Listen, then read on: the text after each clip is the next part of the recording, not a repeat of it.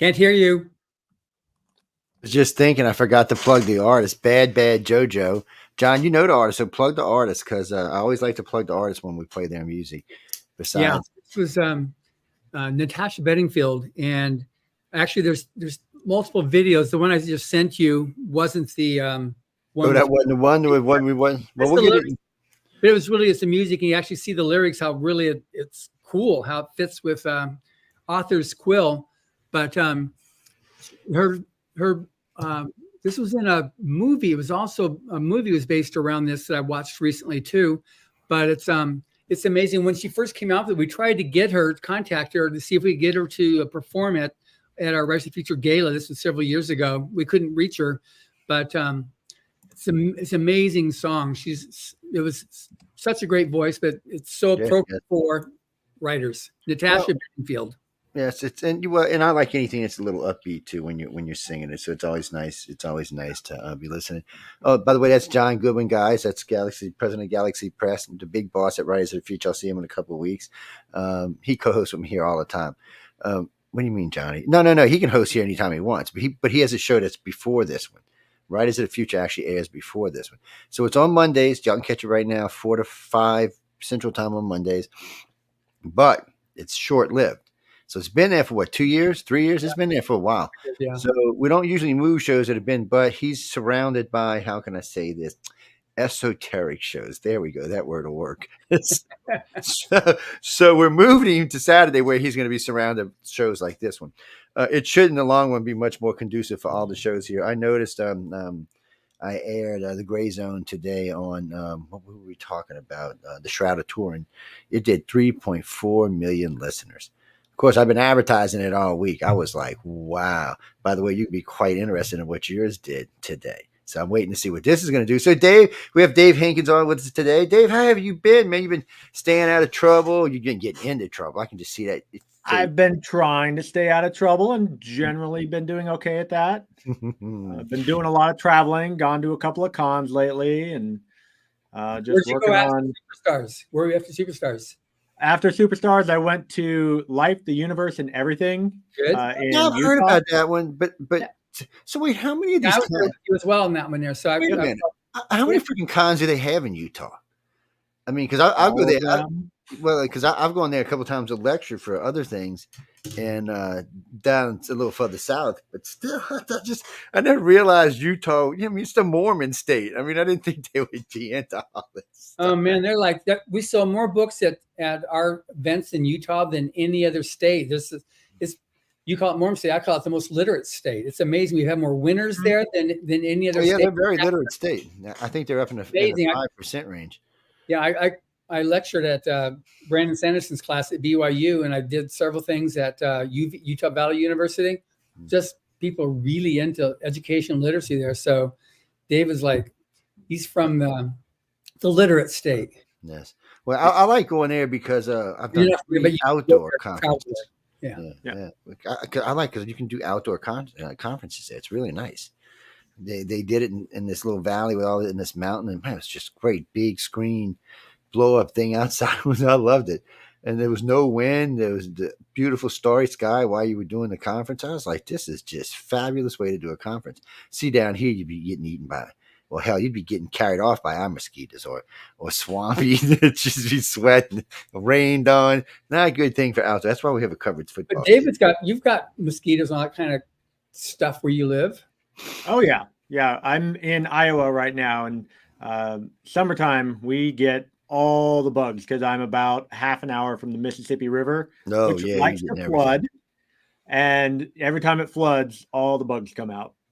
Yes, and they get all over everything. And the Mississippi does like to flood a lot. It is true. It has its days. It doesn't flood much down here because we have the control gates on this end. But when it starts flooding, we just start opening up spillways. Yeah, watch this. I mean, I'm serious. You watch the lake go up 10 feet in about 5 minutes, man. You're like, what the hell? It's crazy. I mean, I've actually seen it where you can walk. We got 36-foot levees. That's above the regular water, and the water's usually 2 or 3 feet below that. So you can see what happens when they open the Mississippi River's floodgates. It goes all the way to the top of the levee.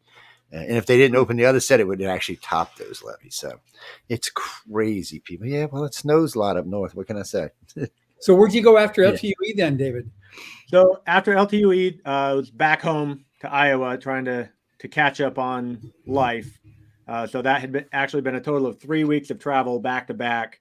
My first week was in Puerto Rico for work. I went there for my day job, and then I went from there to Superstars in Colorado, and then LTUE in Utah, and then back home to try to catch up on all the stuff I've missed for 3 weeks. Yeah. Yes, because when you're going a lot, that's one of the things when you're traveling a lot. There's a lot of stuff goes on at home that you do have to play catch up on. Mm-hmm. What's that, Carolyn? No, we're going to talk about his book. It's right there. Actually, we're going to give. Is this the one we're giving away? I think this is the one we're giving away. Anyway, we're giving away one of his books. I don't know if that's the one or not because the autograph ones I don't give away, so I got to go look and see. But there's another copy. I just seen it yesterday. So, but at the top of the next hour, we're going to give that one away to somebody who's very good. Yes, a good person. Yes, we want the book to go to a good home. Yes. We don't want you putting it up for adoption later on and stuff is what we're saying. I'm just kidding. Just don't even. So now so where are you going now? I mean, where are we at now? We're in March, right? We're in March. Yes. Right now, I'm 3 weeks away from the official launch of Death and the Taxman. So Tax Day 2024. Tax Day 2024. So April 15th, Death and the Taxman will come out, and that'll be time to release it. Yeah, looking forward to it. Just kind of waiting to see what happens. It's been out for pre-order for about 3 months now. So yeah, I'm hoping it's a blockbuster. Maybe you can retire, man. Do like what 40 great. 40 million in sales or something. That'd be you could chill out and take it easy.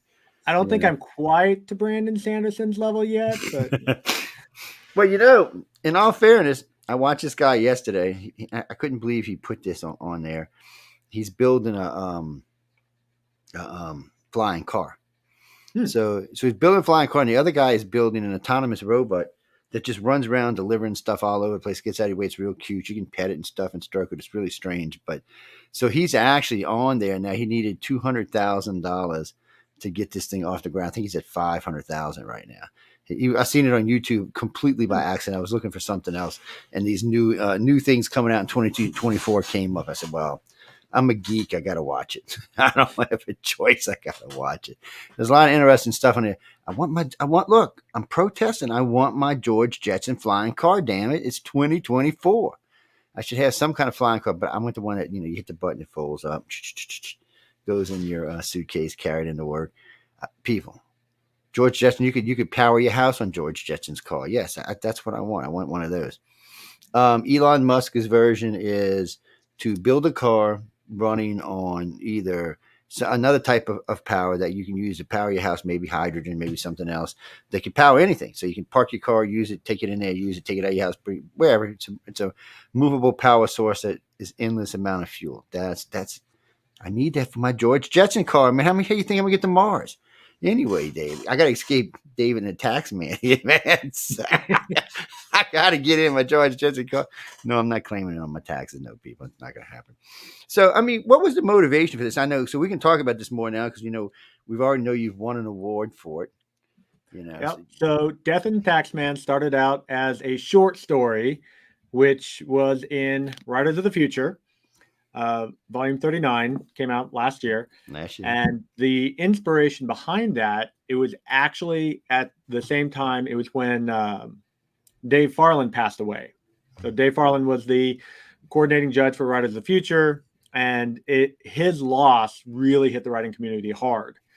And I knew a lot of people in my writing circle who were, trying to write stories to express how they felt. A lot of them were, kind of the deep, dark, sad stories, but that's not what I write. I write comedy. And so I looked at, trying to win the rigged game, and death is the ultimate rigged game. So what if someone actually cheated death? And it was the beginning of tax season. I just gotten some paperwork in the mail, and Death and the Taxman just kind of took form at that point. So Sean Haslam and I was talking about you last night that Satan might be a little upset that you're teaching people how to cheat.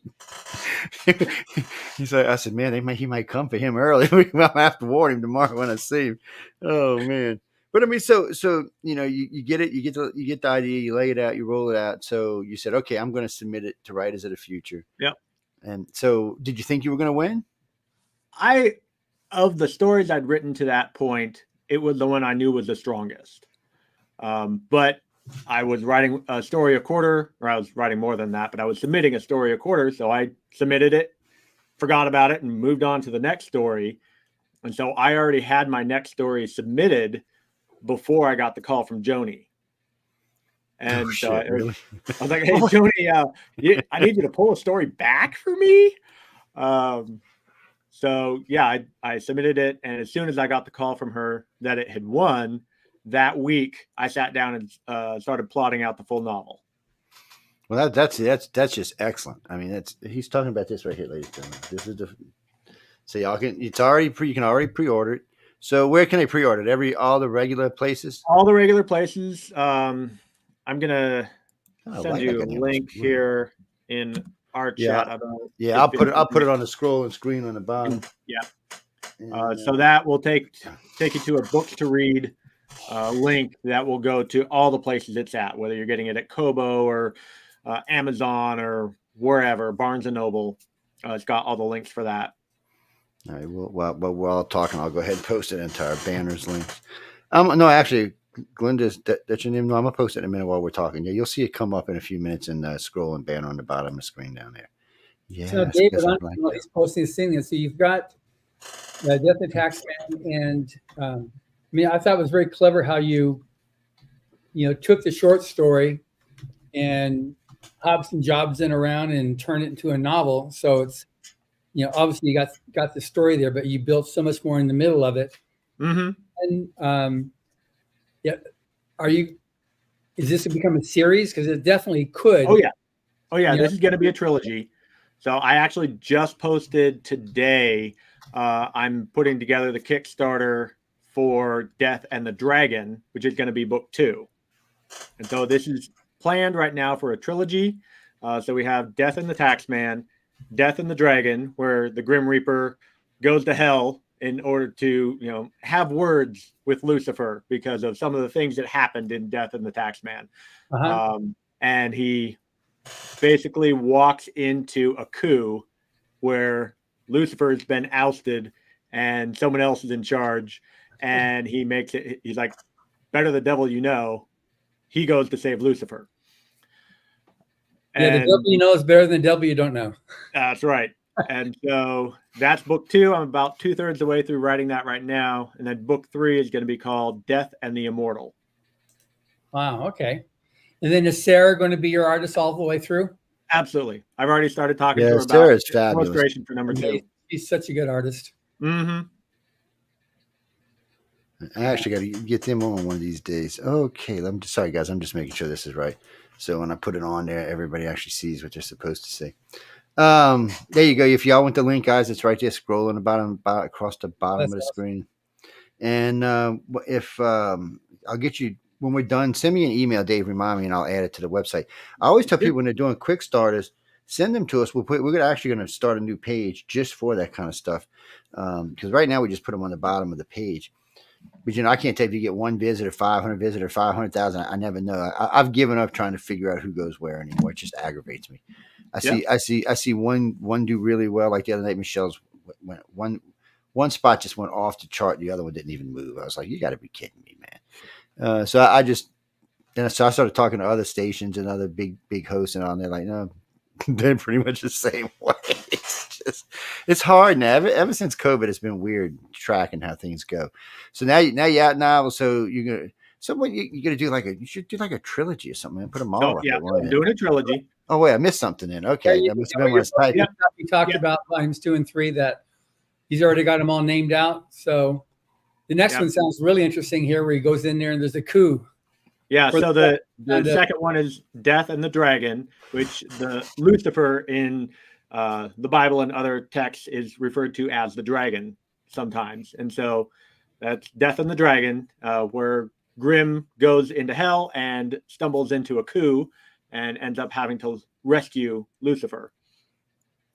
And then book 3 is going to be called Death and the Immortal. So these all sound like they're going to be fun. So stuff like this I like to read because, I haven't read this one since I had it, but I had read the original. Well, no, guys. Who said that? No, this was a short story. I know he said this a few minutes ago. How many words was the one you originally sent to Writers of the Future? The short story in Writers of the Future is about 7,000 words, and then the full length novel is about 56,000.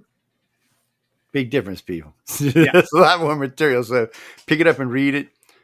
See what it is. No, I haven't had a chance to read anything. Most everything up here I've already read, but this one, like I said, I had only read the original story, which is in 39, which is not up there right now. Huh. I must have gave my last one away. Get the hell out of here. Did I do that? Really? Huh. I didn't know I did that.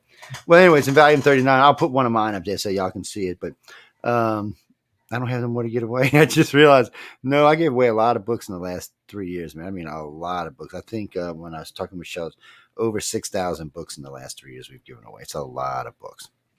Yes, and all kind of different things. We probably given away 400 or 500 just for Writers of the Future.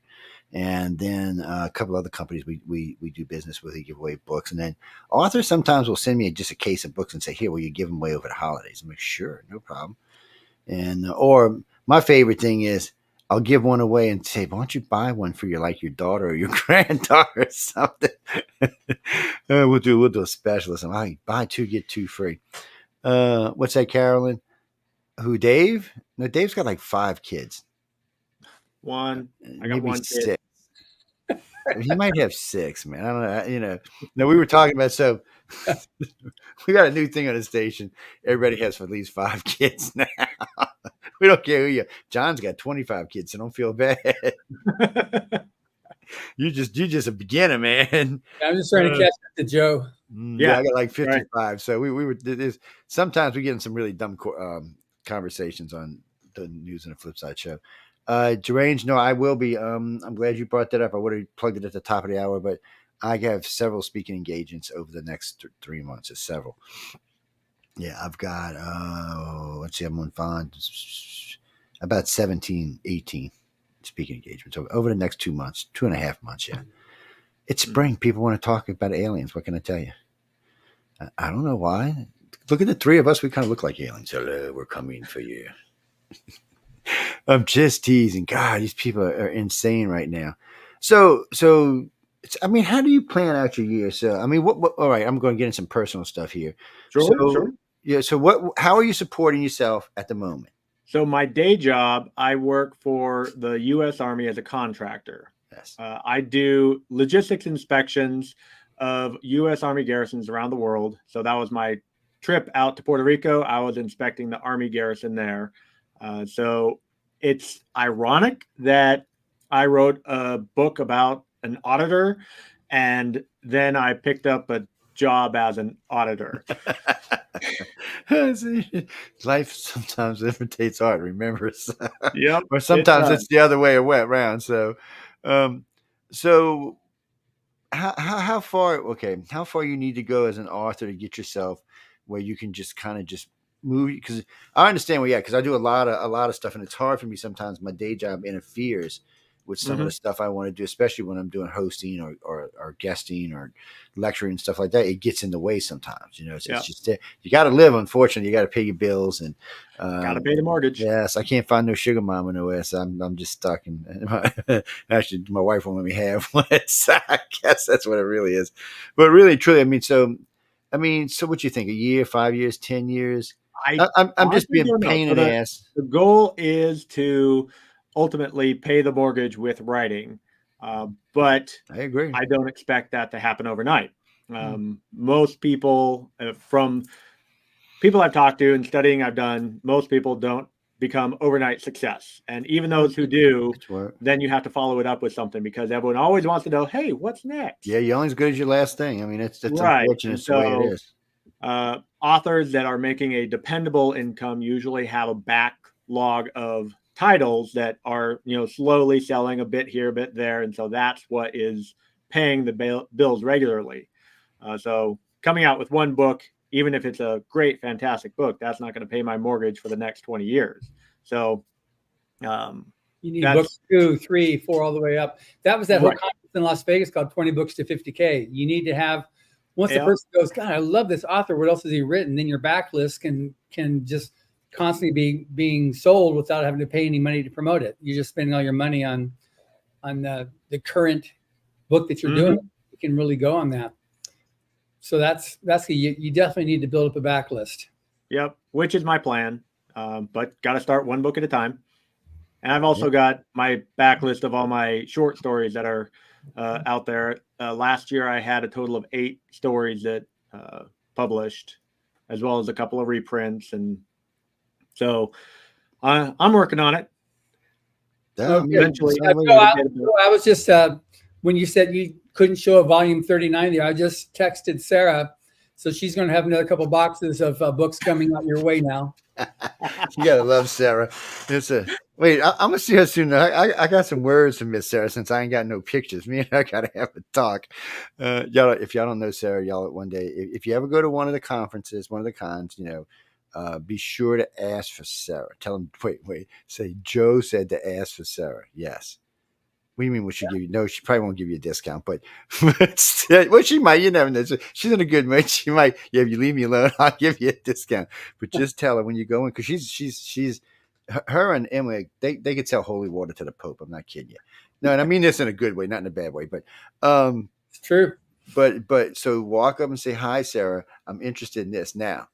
So when you go to buy this one book, don't be surprised if you leave with 3 or 4 books. But they're going to be good ones. But tell her you're there to make a donation for Joe's picture. Okay, she'll know what I'm talking about. Okay, no, she'll know. Just trust me on this. Well, they're everywhere. I mean, John and Emily and Sarah, they're pretty much at all the major events. I mean, where do you not go? It would probably be easier to ask you where you don't go than where you do go. There's a lot of them out there. But the next one we're going to be doing, right now we're gearing up for Rise of the Future Gala on the 25th. But after that, we'll be going to WonderCon. And then that's in early April. And then we're going to go to Comic-Con in San Diego, and then Tampa Comic-Con and Dragon Con and FanX. Those are the main ones. Will be. Oh, then we also go to in Canada. It's the biggest show up there. I think it's in TorCon, maybe. It's one of the big shows. It's a Comic-Con up there, Toronto Comic-Con. So those are the main ones that we do. It gets hard to do much more than that because it's so easy to do that, but there's the rest of the job that needs to be done too. Yeah, it's true. No, Jeannie, we're actually going to do a special show this week on that. And that's not something we talk about on the show now. But no, I do understand it. I understand it. But we will. I promise you. I think Tuesday we're doing a special on it, so you can catch us then. Anyway, well, I've got to go back a couple of questions I wanted to ask us. And where did it go? Where'd you go? Let's see, Stephanie, where'd you run off to?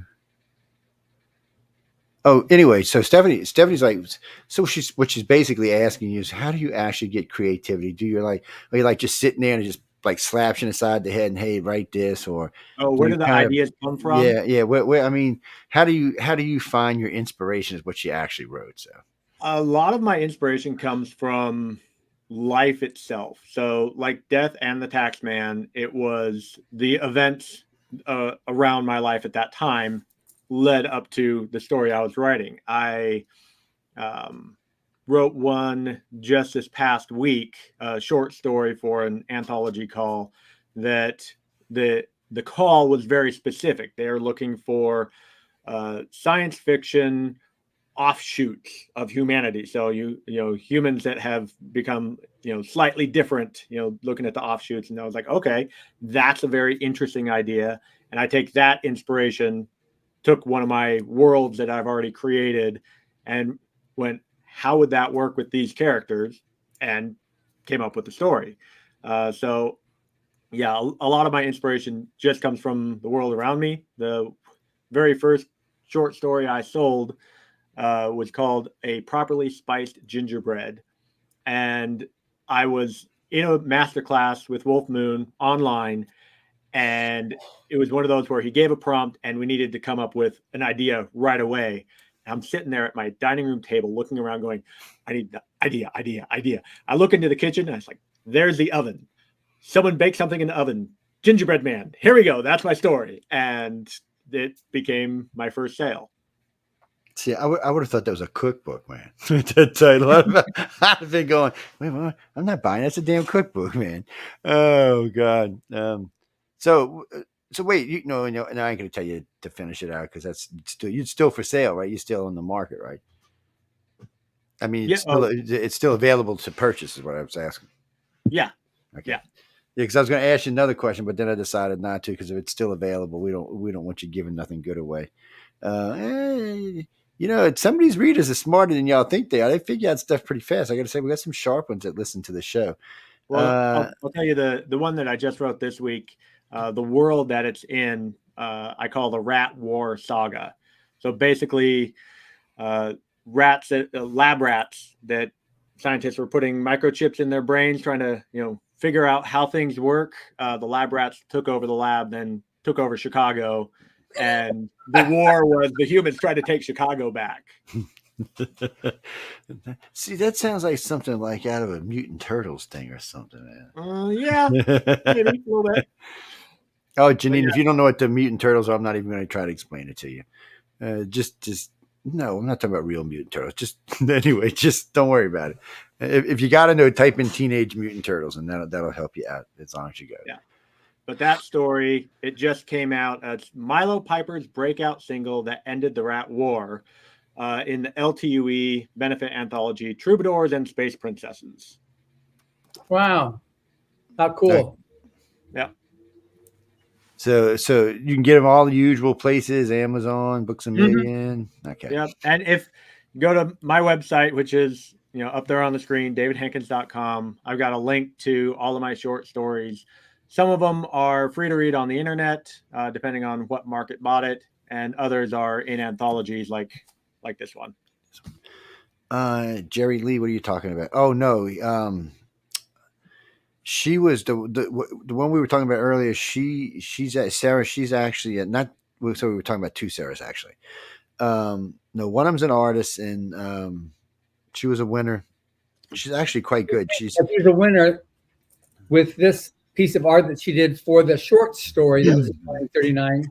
That's Sarah Morrison. She's the one that painted this. She's just awesome artist. So, somewhere and amongst all of our YouTubes, there's a show we did with someone for artwork on. You can go check it out. Yeah.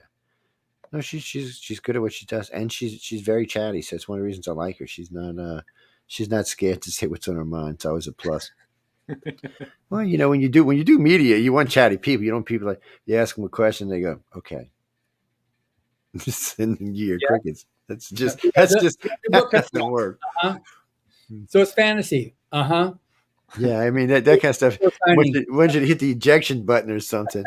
What is with these names today? Oh, so we got somebody here going by Carrie Underwood. Okay, now I'm not the biggest country fan, but I do know who Carrie Underwood is. I love Carrie Underwood's music. She's awesome. So okay, so you're going to be in Vegas, but what? Okay, well, we're glad you're going to be in Vegas in May, but what is your question? Oh, okay. Well, no, that's a fair question. So, I mean, she wants to know how you basically got into writing and why, but she says she tries to write and she just gets to a point and it's just like a block that hits her in the head. And she wanted to know if there's any advice you could give to a up and coming writer. Like, so when you're writing, and actually Martin Shoemaker gave a really good class on writer's block when it's not writer's block. I think it was about a year ago at FireCon. And one of the things that he talked about was all the different things that stop us from writing. So whether that is we are distracted by life itself. We're, got all the different things going through our brain of, I got to check my emails, got to pick up the kid at 3, got to do whatever.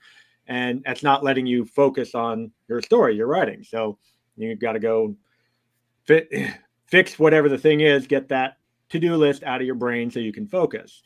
Or it might be something that is more, I guess, the story itself isn't working. Your brain, your subconscious is telling you, hey, you have a problem with your story. You have created, whatever you've done, it's not working. And you have to figure out where you messed up earlier, fix that, and then the story starts to go on. So as I'm writing Death and the Dragon, I actually ran into that where I had gotten to a point where I'd plotted out the next couple of chapters and it just wasn't coming. I couldn't figure out why.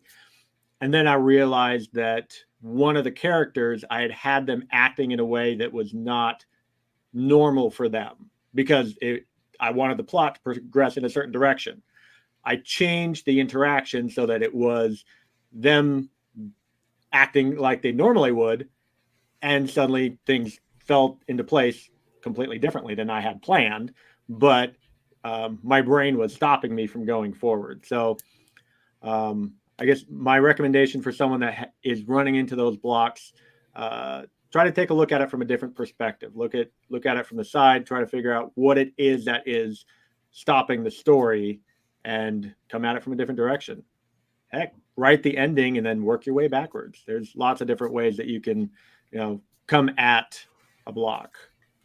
And we also have the free online writing workshop too, which has how to end, the middle and all that stuff that's taught from Orson Scott Card and Tim Powers and Dave Wolverton. They all did about a dozen different videos on all the different pieces. So if you have a specific thing, you can watch that video and see what to do.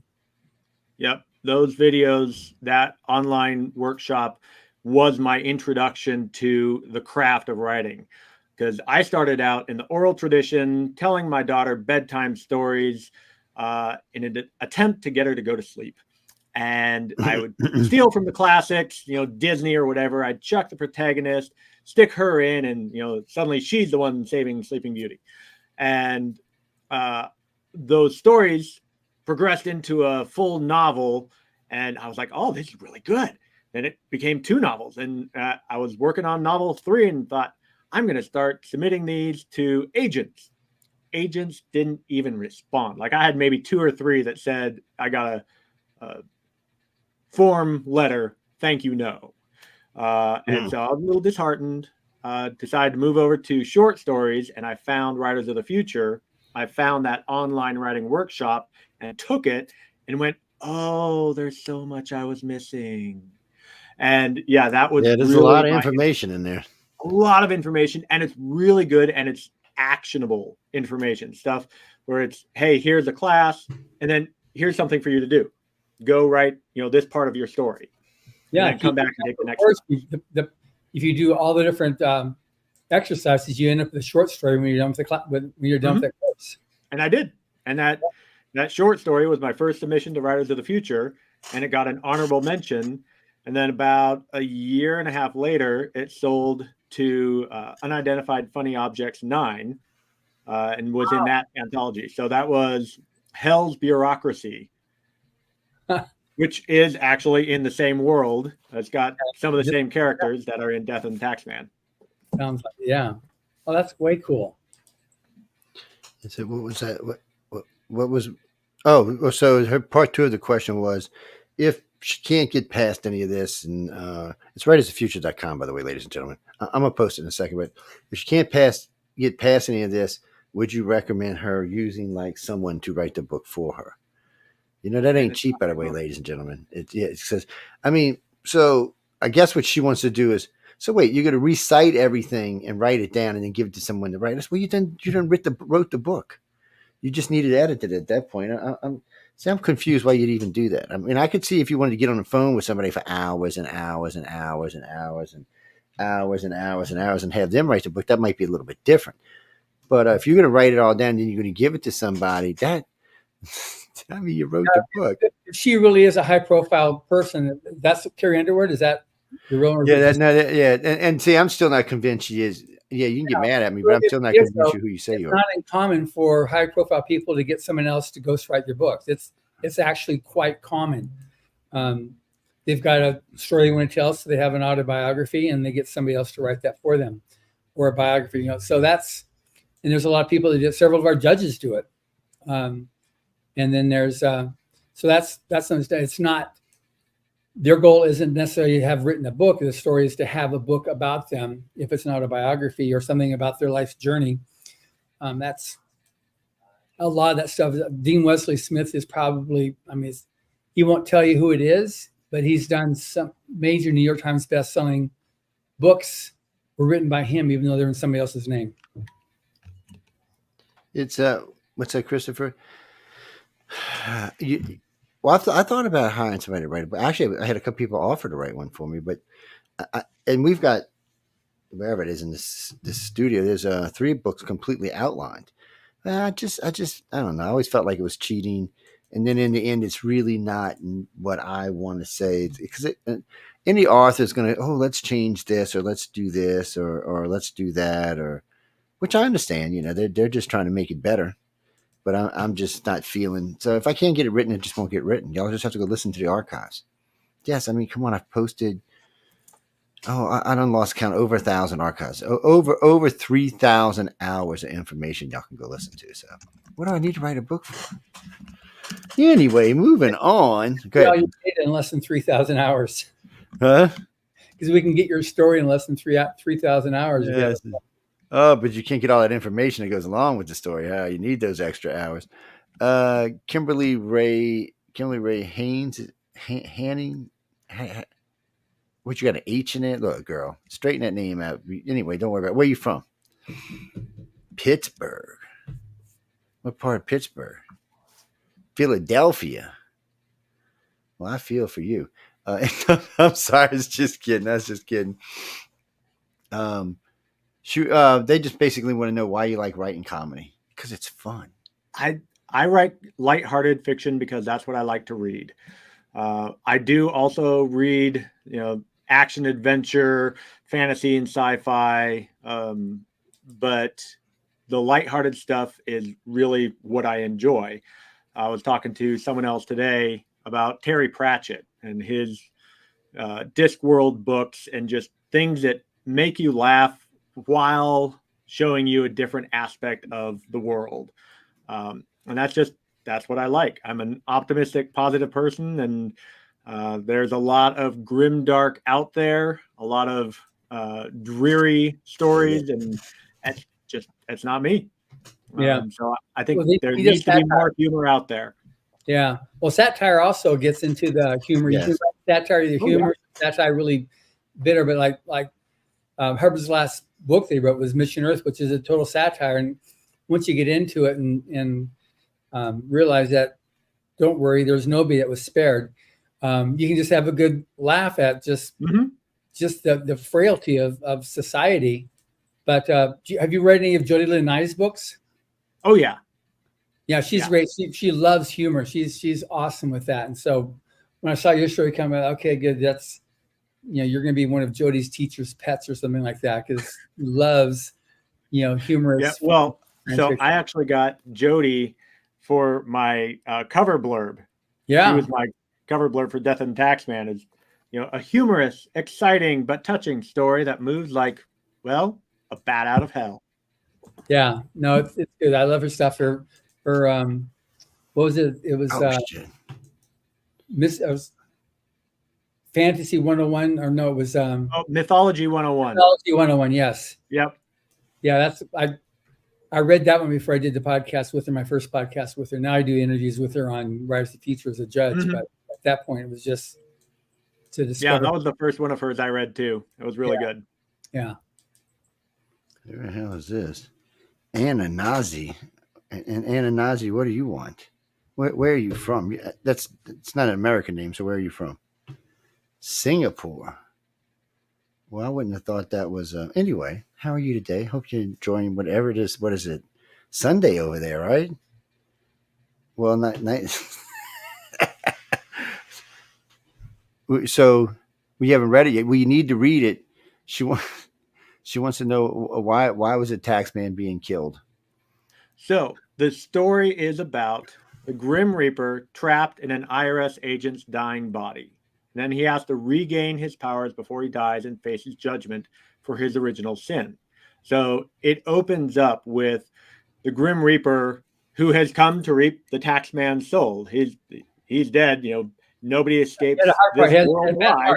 His heart was going out. He had a heart attack. So the Grim Reaper is there, and the Frank the taxman, through the use of black magic, switches their positions in a Freaky Friday sort of way, and then runs off laughing like a bully, and leaving Grim stuck there in this dying body going, what just happened? And so the whole story is about Grim trying to regain his powers and set everything right. Before the auditor comes in and toasts them. Yeah. Well, yeah. So he has his own enemy who is Hell's auditor, who is after him. And so, yeah, that's why the taxman was going to die. Well, y'all need to go buy it and read it, people. Yeah, it's not expensive to go buy and read it. It's on it's on pre-order up on Amazon and everywhere else.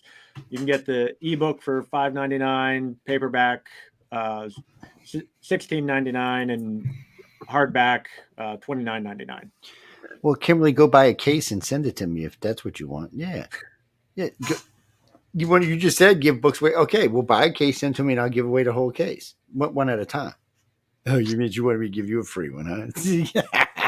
No, really. See, that's how that works. It's called paying back. Yeah, you've probably got lots of free books from us. That's time to give us some free books back, right? Yeah. It's like those little libraries you see. What do they call them? Things, the ones you see in front of people's houses and stuff. Oh, the little. They're always like yay big. They got 10 or 15 books in them. Yeah. What the hell is a name for them things? I don't know, people. I like micro libraries. Yeah, I don't read near as much. There's some fancy French name for them, but no, I don't read near as much as these two. I can. Well, we'll get Dave back. We lost him, but I get to listen. I like to listen. That's all I get to do anymore. I mean, reading is like one of those things. It's a fantasy for me. The only thing you'll see me reading was like a schematic for something, and even those sometimes I'll turn on YouTube so I can listen to them or watch them. But anything in audio, I'll just plug it in and listen. And John sends me all kind of audio. I listen to it all the time. But and every now and then, like this book right here, has just been made into audio, so I'm getting a copy of that coming in, so I can actually sit and listen to it. Well, I enjoy it more. It's easier for me. I do a lot of driving, even at work. I can run it through my telephone and listen to it while I'm working. It's just an easy way for me to do stuff, and sometimes we're doing monotonous stuff, and it's really nice to have those. Just sit and listen to them. Well, every night, one of the guys will look at me. What are you laughing about? I said, "Don't worry about it." And what are you listening to? He said, "You won't understand." I'm like halfway through these books. You won't understand because, matter of fact, I was listening to Mission Earth the other day, and I had set my phone down and it's playing, and crazy guy. Anyway, he's doing his usual insane stuff, and this guy's like, "What the hell are you listening to?" I said, "Dude, this is like the start of book 6, I think." I said, "There's no way." I said, "You're gonna have to go get it and listen to it." I said, "You know what? I'll see if I got a book at the house left. If I do, I'll send it to you, and you can catch up with me that way." He's like, "What?" I'm like, "So there's a lot of information in here." And I said, it'd take me too long to explain it all to you because book 1 was this, book 2 is this, book 3 is this, book 4 is this, book 5 is this. Well, book 5 is porn. Book 6 is this. We're moving on. No, I'm just teasing people. Book 4 was not porn. I was just teasing. Before anybody starts writing it, John, y'all want just book 5. Oh, my God. No, we're going to take a break in a minute, but no, you can get his stuff at all the usual places. Go pre-order it. So, Alina, is that how you... Alina Vankoski? Alina Vankoski. Okay, hey, look, I'm learning as we go along. And where are you from? England. Well, that sounds like a German name, but okay. Where are you from? Big Sky Country. Oh, I know where you're from. Okay, hey, Montana. Cool. It's so anyway. Now you got to go scroll all the way back so I can go find your damn question you were just asking. Well, it's available overseas. Well. Okay, so, I mean, it's available overseas, but you'd have to order through an American publisher, right, to get it. Say, she lives in England. She's so it's, I mean, Amazon, right? Yeah, you can still get it through Amazon, and it's if you go to the link that's going across the ticker, it has some British bookstores that it's available at for ebook. I think I need to double check. I think there might be one that it is carrying it now in paperback. But yeah, go to that link and it's got all the places where you can get it. Oh, so she works at the Grim Reaper pub. That's where she works. I was like, that she said her friend had told her about this book, and oh yeah, no. Well, look so if you just want to get part of the story right now, okay, I'd rather you not. But if you just want to get part of the story right now, you can go to writersoffuture.com or actually Totally works for galaxypress.com. me. You can go to galaxypress.com and you can get the short version, the 6,000 word version. But remember, you're not getting this. Okay, this is not what you're getting. You're getting. I'll not go back there. This is not what you're going to get. Okay, you're going to get.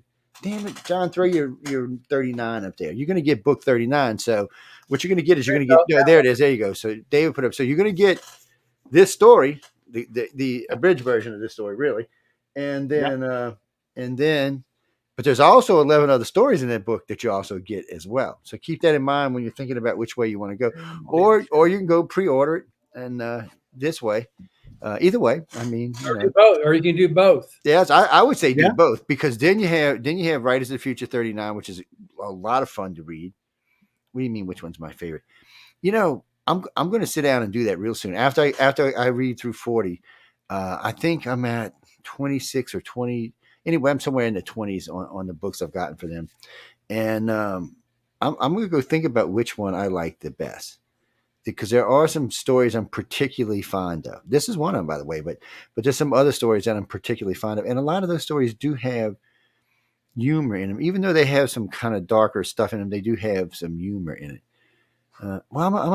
So look, I'm one of them guys that if a sci-fi is going on, the world's burning down, the aliens are killing everything, somebody cracks a joke right in the middle. That's my kind of sci-fi. If there's no joke in it and it's just all death and no, I don't even want to watch that. That's a waste of time. Because I've been in stressful situations and in scary places. And guess what? You know what? Somebody always cracks a joke. You're about to die and somebody's going to say something stupid. They just can't help themselves. Mm-hmm. It's the humans. That's the human in us. No, I'm serious. I've been in some hairy, scary places, and everybody always somebody cracks a joke. So for me, when I see sci-fi, I expect to see that, or anything for that matter. I expect to see at least some humor in it, because life has humor. It's part of what we do. I mean, just everyday stuff. You just walk down the street and watch some of the idiots that live, and you're like, really? Man, I could make a short clip out of some of these people. I'm telling you, people. I don't know what to tell y'all. I have not been to a city yet that I didn't find a bunch of idiots in. No, there's no one city that I could tell you to go to where you're not going to run into a bunch of morons. I'd be lying to you. Some cities are worse than others, but we're not going to get into that. But still, what do you mean Seattle? I'm not even going to talk about Seattle now. Nope, not going to talk about Seattle. I used to love Seattle, so we're going to talk about it. LA, I'm not talking about LA because I'm going to be out there in 3 weeks. I'm not talking about LA. New Orleans, I'll talk about New Orleans. New Orleans is a POS. There you go. That's the best, most polite way I can say it without getting thrown off the air. I'll tell you, everybody, it's a beautiful city to visit. Come down, enjoy yourself, eat lots and lots of food, because there's fabulous food. Be careful.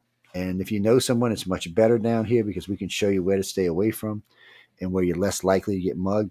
And number one rule, if you're coming to New Orleans, learn how the locals dress. Because if you dress like a local, odds are the thugs won't mess with you. And trust me, the tourists always look way different than the locals do. I'm just being honest with y'all. Like in the summertime, you'll see a local. They're going to be, if it's a girl, she's going to be in short shorts with some kind of top on, really flimsy, because it is 98 degrees in the French Quarter and 98% humidity, and usually carrying a daiquiri in their hand.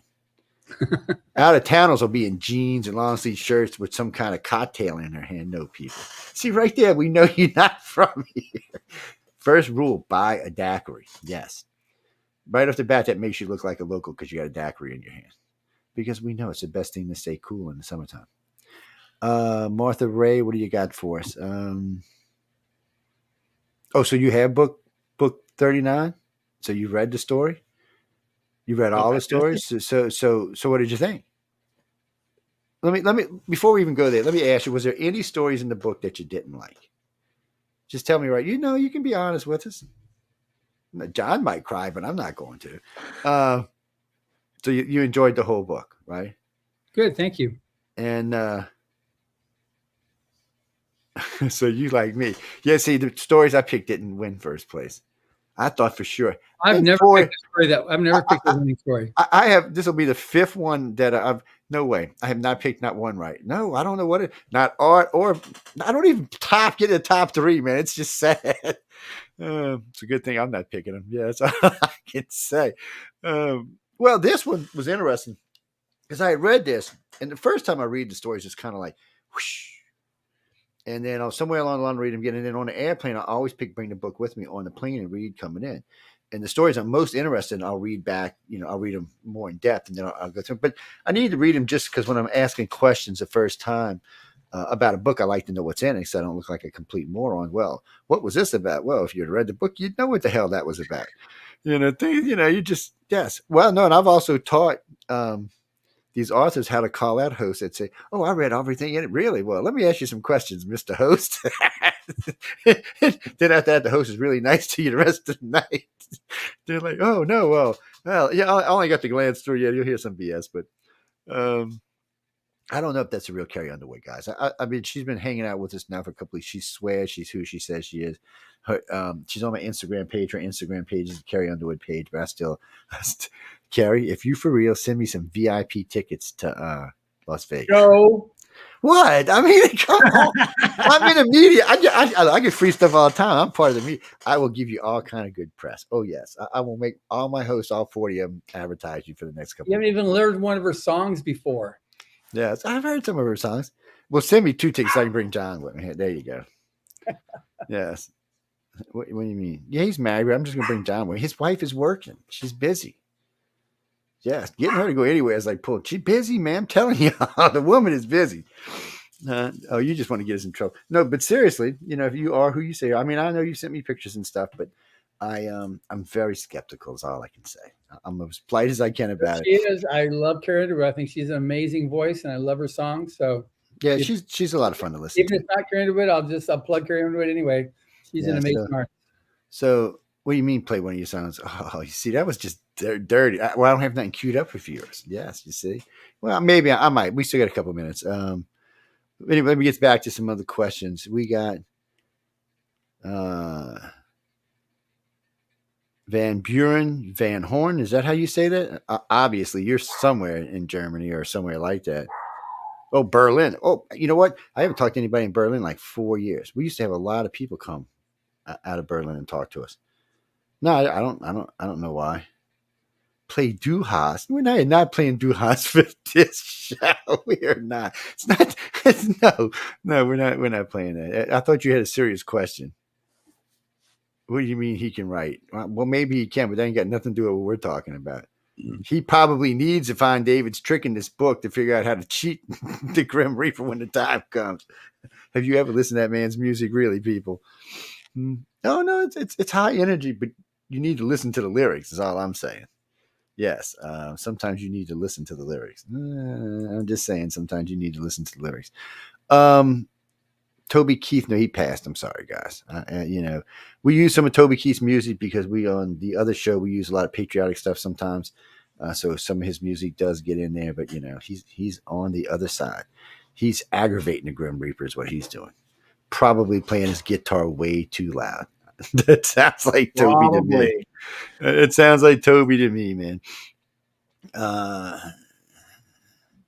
Darissa? Where are you from, Darissa?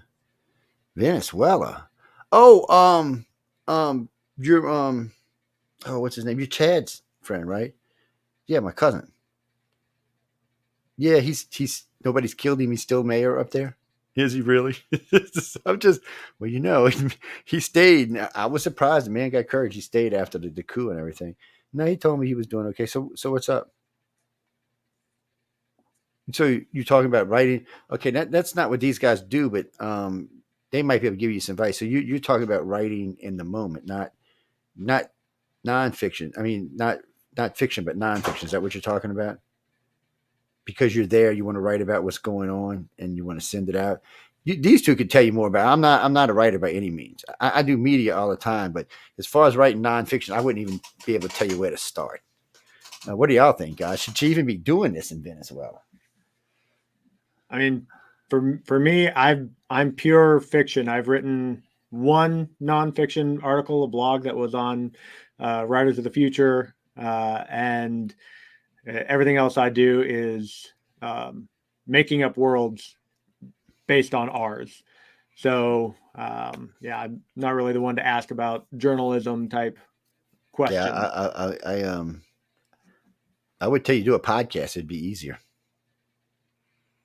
Yeah, record everything. Get you a good phone or something you can record on and start recording it. You can always take the recordings and have it turned into text later on. Oh yeah.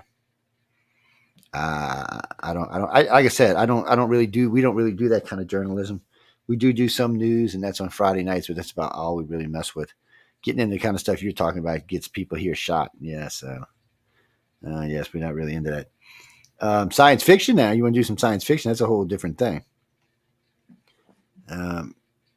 But anyway, when you see him, tell him I said hi, give him a big hug, tell him, drop me a line every once in a while. I'd like to know he's alive. Yes, since we are related. Yeah, no, he can write now. See, this guy, my cousin, he can write. He's actually, but for some reason, since he stayed there, I haven't really heard anything, seen anything from him. Would be a better way of saying it. Jeremy, what do you got for us? So what do you mean? So, you know what? I'll ask John because John sees a lot of these books. So, Jeremy says he gets to feel that depending on what part of the country people are from, their style of writing seems to be different. Or he says it's almost like they put their accent into their writing. Is that true? Sometimes. What we have is, with Rise of the Future, we got winners from 8 countries this year. Last year we had 9. And if a person's writing from UK, they spell differently. They use different words. We keep those words in there so that you can tell a person's from UK. You can tell if a person's from South Africa. You can tell if a person's from Australia. We use that different stuff. And if a person's writing from the Bayou, one of our winners this year, you can tell that they're using that dialect in their story. You can tell they're from the Bayou. And so we definitely have that. And it's not a qualification to win the contest. It's because we've got, just like the art too, it's really international. So everybody has a fair shake at winning the contest. And you hear, I mean, that's why I can promise as a publisher, there will be something that for any taste in a Writers of the Future volume. If you like hard science fiction, you'll find something. If you like fantasy, if you like epic, whatever it is, you're going to find something in there. If you like series, if you like light, you're going to find something that you're going to like. But it's going to be published in the voice that it was submitted in, and we don't have any restrictions that you've got to be a Disney voice, or you have to be some type of what you see on TV or movies. Whatever your voice is, we will publish that. Well, that's the way it should be, though, really, because I mean, when you're reading from overseas, you want to see that in there. Yeah. I mean, and for Americans, we want to see it as well. It's just like why we're so gaga over weird accents from different countries.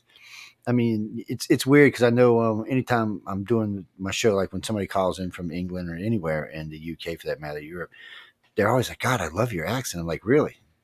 I said, "I can't stand it. It aggravates me." But yeah, but we're the same way. If it's an Australian or a British, we love those accents. We don't even care what the accent actually is. We're just like, oh yeah. Except for the Irish, we're not exactly, or the Scottish. I'm saying we're not exactly in love with them yet. But bro, that's what I got Ken there. I know. I know.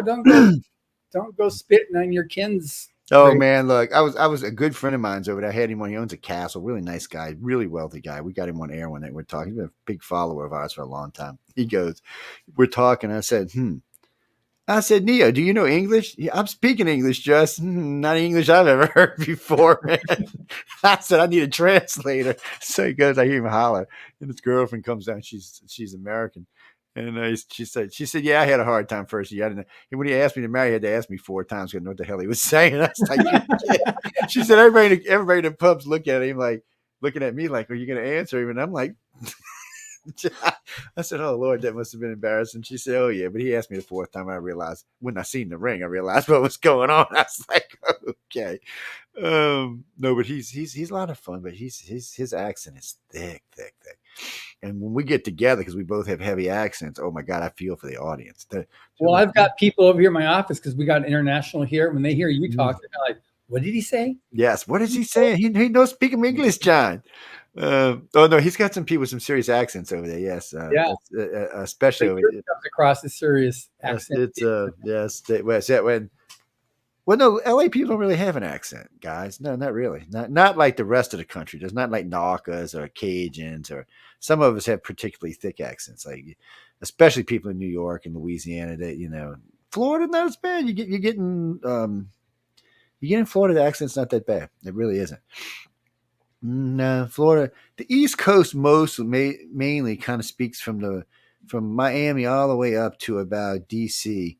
They all kind of have the same accent. Now, once you get above that, it changes drastically. But then it goes nasal. Yes, then the whole thing changes. But below that, yeah, it's pretty much the same. Heartland, it depends where you're from. I was thinking about you. I got a friend that just moved to Iowa just the other day. She just getting settled in up there, and she just came back from Cali. She was in Chicago, then she was in Cali, then now she's in Iowa. I used to go Dayton, Ohio quite often when there used to be the PulpCon was there. And I used to live there. And that's where Nancy Cartwright, who's the voice of Bart Simpson, went to school. And I went there and did a show with her once at the high school she went to. And we did a bunch of media. This was several years ago. And then John Thompson, the guy that he just retired 2 years ago. But he is the guy, one of the creators of the Space Force. Was he at your event? Or he was no, he was year 38. He was year 38. So yeah. he lives now in Dayton, Ohio. And he loves it there. Oh, Craig, she's hilariously funny. Oh no, Bart said she's okay. So she's just talking, she gave one of the classes and then she's talking. We're all sitting outside after the course, just sitting on the chair talking. She goes off. Oh no, man. I was like, God dang, why didn't I have something recorded? I mean, no, I was rolling. No, she was funny. I know she was just off. It's probably why she got the job. She was just off the floor funny. I mean, when she tells you how she comes about getting all this, it's on, was it last year or the year before? She got up on stage and kind of gave you an idea how she got to where she was. Was that what? No, that was this year. Yeah. And anyway, it's worth listening to because that in itself. I mean, the girl's like this tall, man. She's a freaking whirlwind. It's like she is a terror to deal with. I wouldn't want to get on her bad side. All I'm telling y'all. She is something else. Oh no, she cracked me up the entire time. No, even when she was doing the thing. Oh no, she's good at what she does. Yeah. I really appreciated all the variety of people that you brought in at the Writers of the Future conference. Just so many different perspectives of the writing and creative community that it opened my eyes to all the different directions that we could go with the writing, with the illustration. So Nancy Cartwright, she was probably one of my favorite speakers to listen to, just because the voice. It's a lot of fun. Yeah. And she told me how many voices she did. It was a lot. I was actually surprised when she told me how many voices she did. I was like, son of a gun, really? I said, well, how many you do on the show? And she's going off. And I'm like, damn, does anybody else have a job on this damn show? I was like, Jesus. Oh, no, she's talented, guys. She's a lot of fun to talk to. She's high energy. You never know when she's going to just go off on something. No, not mean, bad. She's just high energy. And you'll ask her a question and she'll come out with some kind of answer, sometimes in in some kind of strange voice. Anyway, if you ever get a chance to meet her, she's worth talking to. Yeah, she's also a podcast interview I had about a year and a half ago or something like that, 2 years ago. As a guest. Yeah. But she's worth the listen. No, we got to go to break real quick. It's about 3 minutes. I think this one's got Nora Jones on it, but No, we'll be right back. When nobody's leaving, we're just taking a quick break. I know, ladies and gentlemen. I told y'all this a few weeks ago. I'm slowly but surely getting the audience used to breaks again. Yes, we have advertisers coming back on the network because somebody got to pay the damn bills. So y'all got to start getting used to the breaks again. I know y'all get spoiled the last 3 years, no breaks, but you should remember we had breaks for the first 10 years, or the first 20 years. So anyway, there'll be promos again, and there'll be legit breaks again, and then you'll hear Coca-Cola because they're taking up a couple of spots with us, and Toyota's we're spring, so starting April 1st, actually, Toyota will be back. You'll get to hear their lovely, beautiful springtime ads. Mm-hmm. Well, we almost got Nissan this year, but Toyota said they wouldn't come back if we had Nissan the same time they were on. So, and we've had them longer, so I was like, well, well, if Nissan would have offered more money, it might have been different. But it's no, they usually with us for about 60 days. But anyway, it's enough about all of that. Y'all can learn all about that when they come, and you can get to hear these lovely commercials. And I promise y'all this will not be like all these TV, all these wannabe TV shows, stations they got now, where they play, when you go to break, they play the same commercial 4 times. I promise you that will not happen ever. You will only hear the commercial one time in any 5 or 10 minute thing. You may hear promos, you may hear other commercials, but you will not, I promise you, hear the same commercial. I swear sometimes I want to just rip my 70-inch TV off the wall and fling it out my freaking window. I mean, especially when it's certain types of commercials, I really just, some things I don't want to hear 4 times in a row. Really, I don't want to hear ever, but some things I just, but anyway, enough about that. We'll be right back. Yes, I should have had more coffee, actually.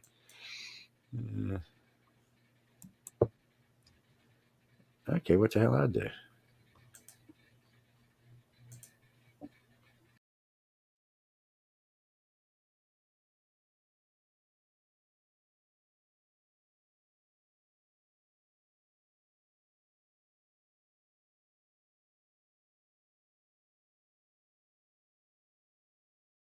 Yeah. All right, welcome back, everyone. Hey, what's up? No, we that was a really short break. We're usually shorter than usual. Yeah. Well, that Nora Jones was only 3 minutes long. Well, she got a lot of short songs, and what would I classify her as? Jazz, blues, jazz. I'm not sure. I know she does some jazz for sure, but that particular song, I don't know, bluesy, jazzy, something like that. Well, it's funny. I was born and raised in the city of jazz, and I live in the state of blues because I'm in Mississippi. It's it's one of these. No, John just get back, so we're gonna bring it back in. Oh, there's that good-looking sucker. Commercial. Yes. No, I know. I was telling him that's like a really short. I didn't realize we usually do 5 minutes. Time to go ahead and. Yeah, we usually do 5 minutes. That one kind of surprised me, and I just got lucky and flipped back and seen it going to an end too. I was like, "Whoa, look at this!" Carol Sue Remington. Are you like part of the Remington family?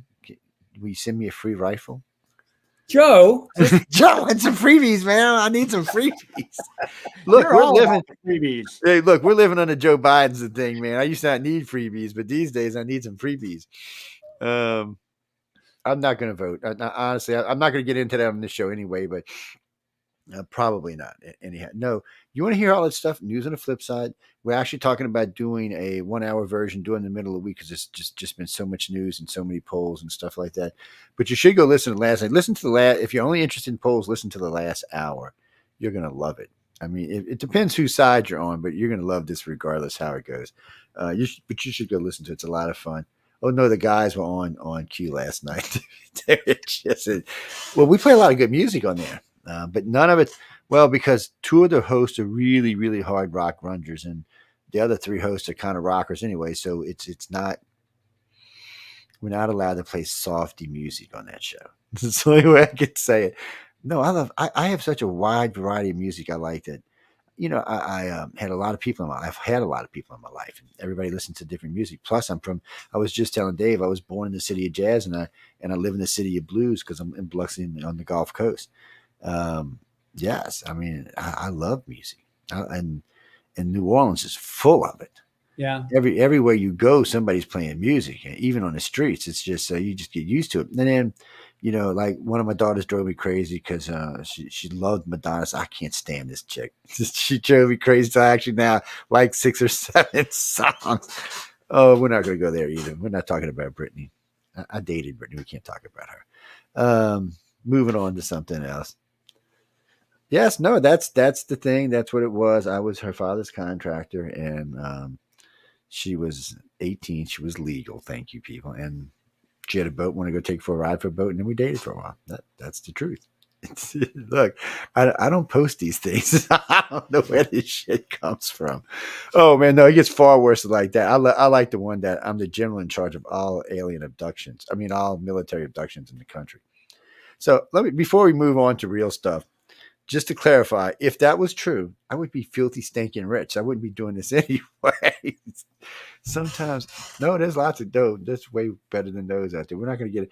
You know what? Next time I do you off in the cover, I'll talk about some of the so-called things that I'm in charge of or that I do for a living. Oh, y'all going to love some of these things. So, yes. Hey, I just think it's funny when they get brought to me. Well, a good friend of mine who's a 2-star general tells me, he said, Joe, he said, I knew you had high clearance, but I didn't know you did undercover work for the guys. And I looked at him like, he's like, no, man, I see your thing. I said, you did not see anything of me doing any undercover work. I said, who puts this shit out there? No. And it's true. I do have an outrageously high security clearance, but it has nothing to do with aliens or Russians or Nazis or Germans or anything. It was because I had to work in Old Salty, which is the reactor room in the Nimitz, the conning tower, which is the flight control tower for the whole freaking aircraft carrier, on all the jets and all the weapons and on everything that worked in electronics on that ship that was advanced. That's what I did while I was there. So, yes, they had to know I wasn't a Russian spy. But other than that, no, it doesn't mean anything more than that. So, anyway, now that we've clarified that, we can move on. So, how you like doing work for the military, Dave? That's got to be just too much fun, my friend. It's interesting. So I'll let you talk. Wait a minute. I got a story for you before I let you talk. So way, way back when I was 17, I used to package in-flight rations for the military. That's what I did for a living, right? While I was waiting to join the military, actually. So these, we'd package these big pallets. We'd wrap each individual box. Then we'd put them in another box and we'd ban them. And then we'd put them on a pallet and ban them and ship them out. Well, these asshole inspectors, excuse my language, would come in. Oh, I don't like that wrap. Oh, I don't like the way that is. You got to take the whole damn pallet down and get it in one box. I'm like, I'm going to kill this guy, right? Oh, I don't like the way them straps. So you got to take all them straps off of me. I'm thinking, yes. So just so you know, man, it was very, they were very, very strict. But, I can understand why, but still. They would come in and sometimes they would come in like lab coats. I'm like, you're not a doctor. Why are you wearing a freaking lab coat? Carrying their big old, clipboard with them. I'm thinking, but I was 18. What was 17? What did I know? I didn't really know what the hell was going on anyway. you were just trying to strap the pallet down, so that's all I was doing. I didn't want to then fall off the thing. I don't want to be nothing to do with any of this.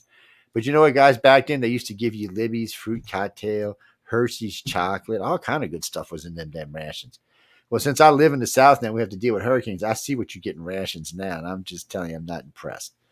No, I'm not impressed. Yeah, we could feed him to the tax man. That'll work. I got some over there right now. Like now, working for the Army. You're a captain, right?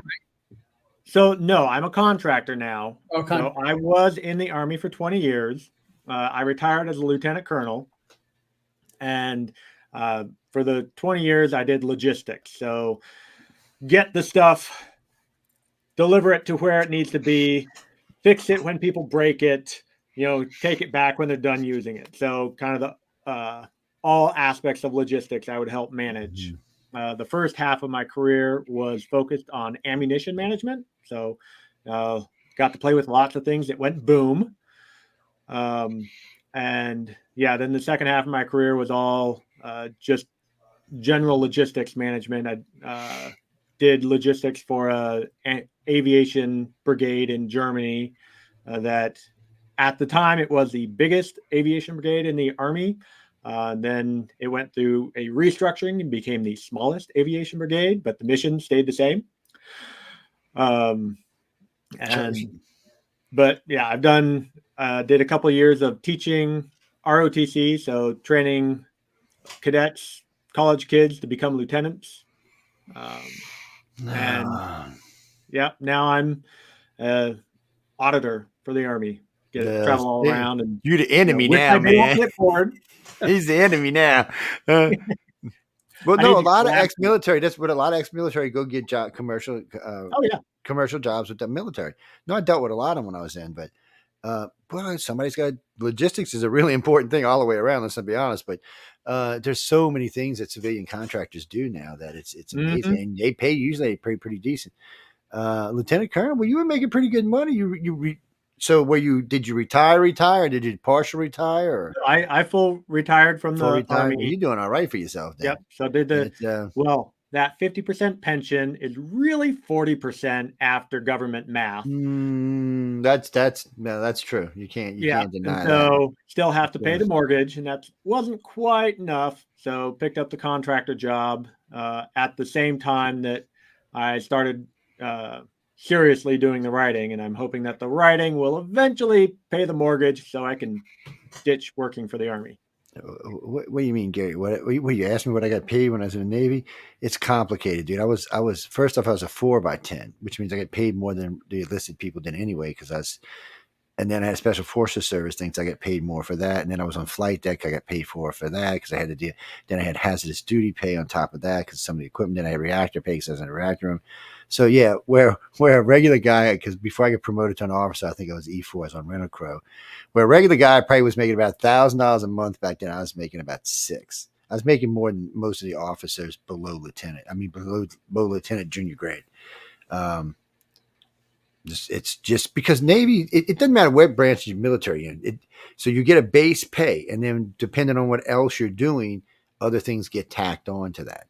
Yes. Well, they had to pay me more because if you were in the reactor room more than, I forgot how many hours it was, and it was a low amount. They paid you quite a bit of money for that.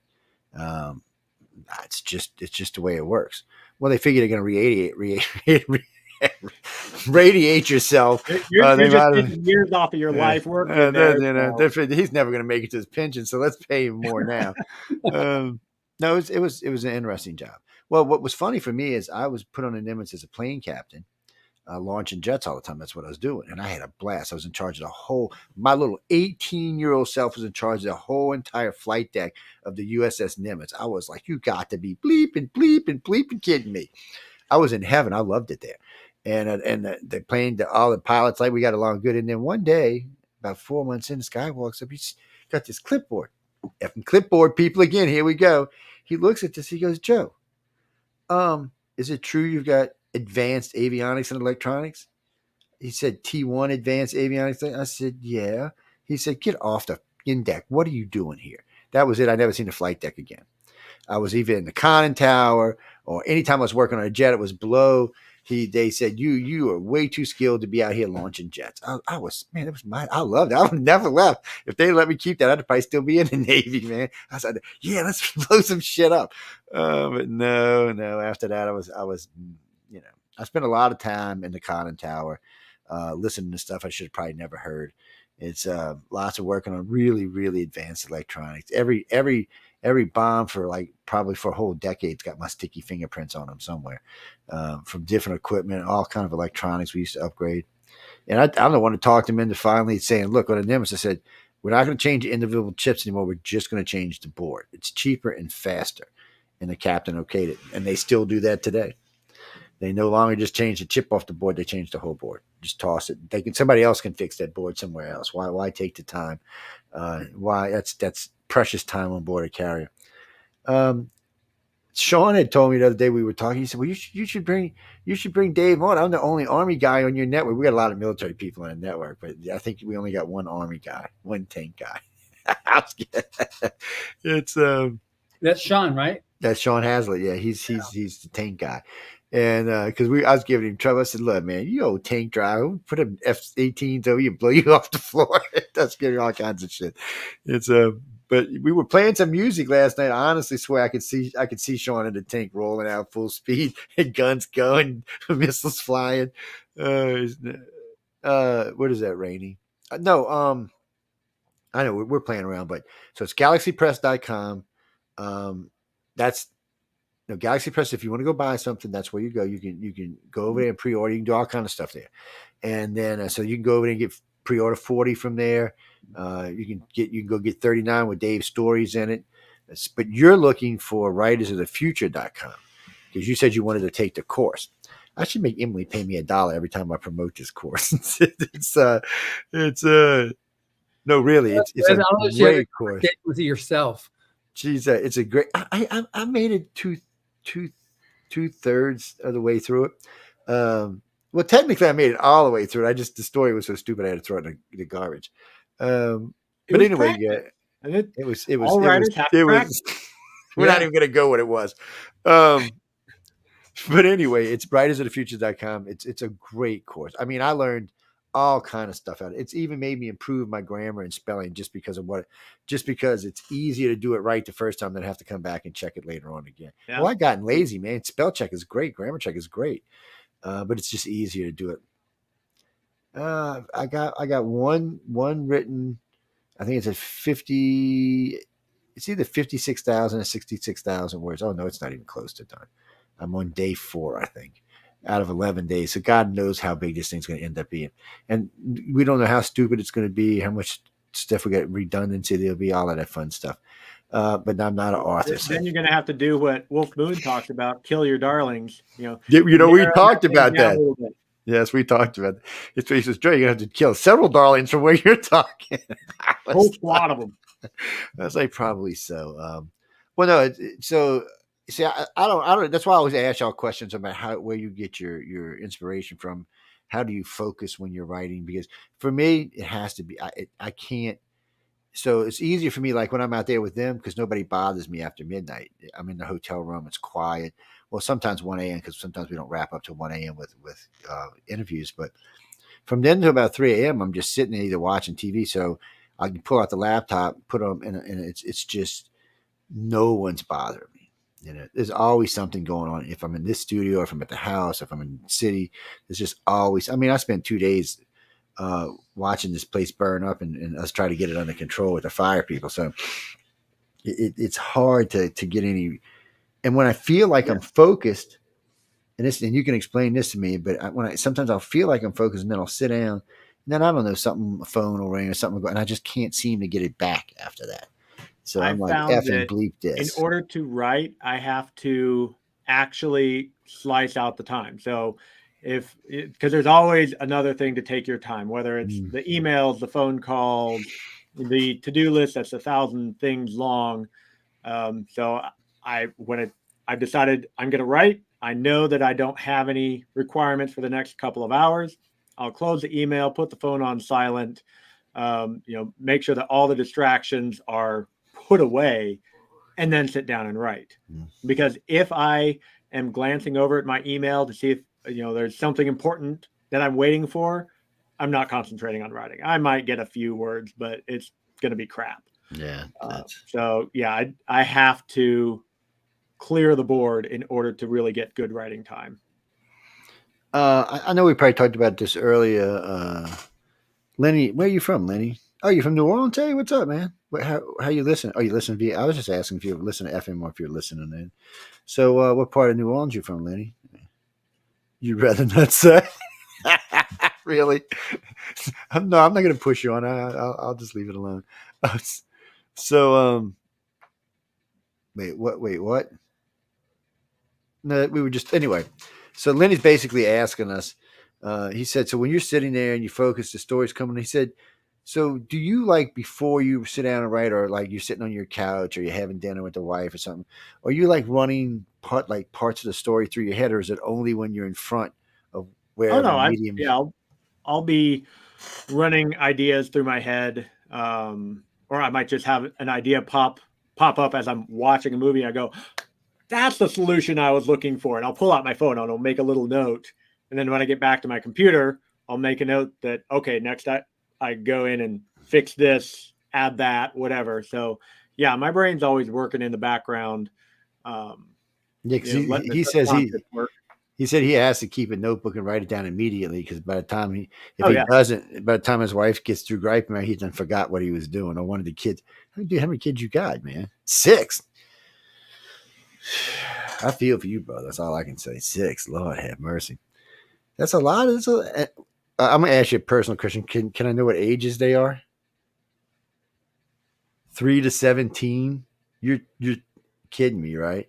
I feel for you, man. You're gonna go to heaven for sure. Yeah. I'm not even gonna ask you what sexes they are because in the old days I used to gripe that girls cost so much, but boys are sometimes even more expensive today. Have y'all seen clothes for kids now? It don't matter what sex they are; they're just ridiculous. outrageous. They're outrageous. Um, well, no, I mean, I'm glad you're enjoying it. I did hear about that. That's not for this show. That's for the news shows, yeah. But I did hear about that, yes. And we did talk about it a little bit last night, and we will talk about it again next week. I don't know why they did that. Yeah, that's kind of what, but yeah, I did hear about it.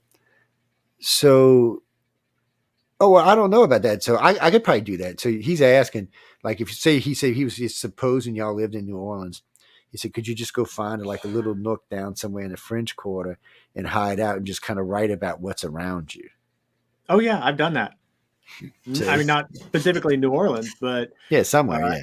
As I travel, I'll grab a spot in a bar, in a coffee shop, lounger on the beach, wherever I manage to, grab a spot when I'm traveling, and the world around me usually finds a way to filter into the story I'm writing, whether it's the environment, it was a bright and sunny day, or it was a freaking blizzard. Okay, well, we can have a blizzard in the story. Why not?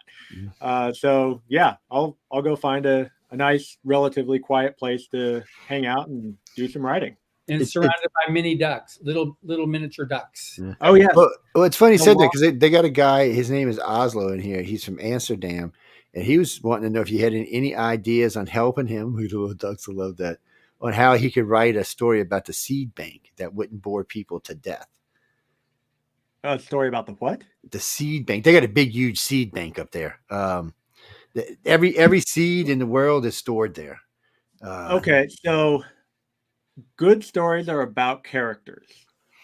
So no matter what it's about, what the plot arc is, readers want to read about people, whether those people are humans or aliens or, a rat.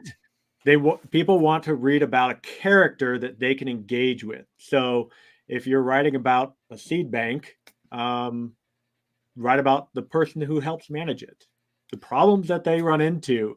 And it can be your basic problems of, coworkers that are just jerks, or, the boss who is threatening to fire him or whatever. And, or you could be out saving the world with some kind of Groot guy finding seeds. Yeah, exactly. There was a short story that Owen Hubbard wrote called The Last Hero.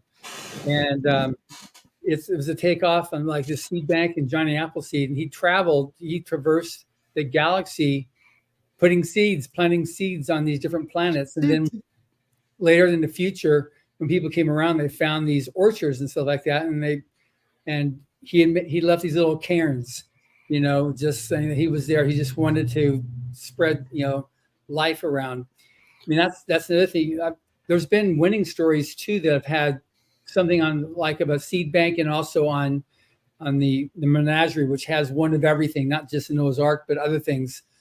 So there's lots of great ideas that you say, but you need to have a person there, a person like engage with and feel emotion with. And since you're talking about now about maybe trying to do this for children, you got way more freedom. I mean, you got all kind of things you could use. I mean, kids will buy almost anything. Adults might be a little harder, but I mean, when you get a draft, send it to us. Or if you get 17,000 words less, send it to Writers of the Future. Yeah. Maybe you'll win. Oh, well, if you put the judges asleep, you're not winning anything. But actually, we have given away on this show and other shows, including John's and some other shows on the network. We have given away ways that can help you get selected. But there's no way. Even John can't go in there and say, I want this person to win. It doesn't work that way. So, because people ask me all the time, hey, Joe, can you? I said, no. I said, all I can do is tell you where to submit it. There's nothing I can do to help you out. It is funny because I was at Tulane University. I went to go see a friend of mine, and we were doing a little short lecture on how not to get in trouble with the government when doing lectures or when doing podcasts. And it was what? What? Now I was trying to tell a story. You're going to be aggravated. You know what? Hold on. You're getting bounced. Yes, you are. Sorry, guys. I didn't see him until just now, but he's getting bounced. Yeah, sorry. Now you may forget what I was talking about, but you got. I hate people like that. So I'm reading my messenger. They got some little group going on. I'm reading my messenger, and this guy, I'm not even going to say what he told you, what he said, but he just went off on this. Why only ignorant people read. And that's as politely as I can say it. I can't tell you what he's actually saying because of the rating of the show. Yes, well, if you believe that, that's probably why you're that ignorant. I can't really even tell you anything else. Well, I mean, you were talking about writing and ways that people can improve their chances. I watched your show last week with Wolf Moon with his book, How to Write a Howling Good Story. And that, I will tell you from experience, is a way to help win the contest. Yes. Because when I came into writing short stories, I was, I could string words together, but I didn't really understand the nuances of fiction. And I found Wolf Moon's Super Secrets on the Writers of the Future forum, which the forum itself is a fantastic place for people to collaborate and talk about stories and help each other, as they're submitting. And Moon has this channel on there called the Super Secrets of Writing. And I found it and I started reading through, and what little light bulbs were going off in my head. And he's now taken all of those super secrets, put them into a book, which is absolutely fantastic. And after studying his Super Secrets of Writing, I won the contest within 18 months. So, and it's a matter of finding those references, finding the things that will help you learn, and then practicing them. And think about this, ladies and gentlemen. There's all of what he just talked about in that book. And then there's all of these shows that we've done, because a lot of the authors talk about little things they've learned and things. And if you go listen to John's shows, it's the same thing. So not only have we had the winners on here, but a lot of the judges have been on here talking about things that they look for. And what I was going to talk about when I was talking about going, when was it Tulane? This is something that's come up a lot of times since I've been down there. So you've got to get the person who's doing this is attention. So if you start out with a story that, even if it's a good story, if it's going to take 5 or 10 pages to get to where the story gets, no, you haven't made it. It doesn't matter what, it doesn't, not just not writers. If that's any contest, you're not going to make it. I'm just going to be honest with y'all and save y'all some grief. If that's how it doesn't matter if it's going to be a really good story, because most of the time it's just not going to get there. There's too many people submitting to all of these different contests. So your story has to stand out. It's like anything in life. It has to stand out. You got to start with a good hook. Yes. And it's like a good job. You want to be the high paid guy, and then you got to stand out from the rest of the crowd. And what do you mean, Kelly? I'm not being mean. I'm being honest. And look, I've heard multiple judges say this and multiple winners say this. I mean, you just, they're reading your story. You want this story to get passed on to the rest of the judges. So you need this story to say, hey, you need this judge to go, wow, oh man, wow, I got to go, shit, I got to read the rest of this for sure. And that's what you want. If it's like the judges yawning and stuff, and y'all are the same way. People don't get nasty about it. Y'all are the same way. If you read something in 5 pages in, you're yawning, you're going to put a damn thing down. Hey, Joe, you want an example of a good opening hook? I can give the first paragraph from Death and the Taxman. There you go. Give it out there. All right. I, the Grim Reaper, terror of men's souls, shall forevermore despise Mondays, because that was the day I met Frank Toteman. That was the day I became Frank Toteman. See what he's talking about, guys? So now you got to read, because you got to find out the rest of what's going on here. It's that's well, no, covers don't matter here because they do the cover for you. So no, I know we've talked about covers selling books, but that's once you've won and are out publishing. Then that's a whole nother thing, and we can talk about that in a few minutes. But if you want these stories to be read, you better get it to. Well, I know the coordinator. I know a couple of the coordinating judges, and I can tell you that you better get their attention.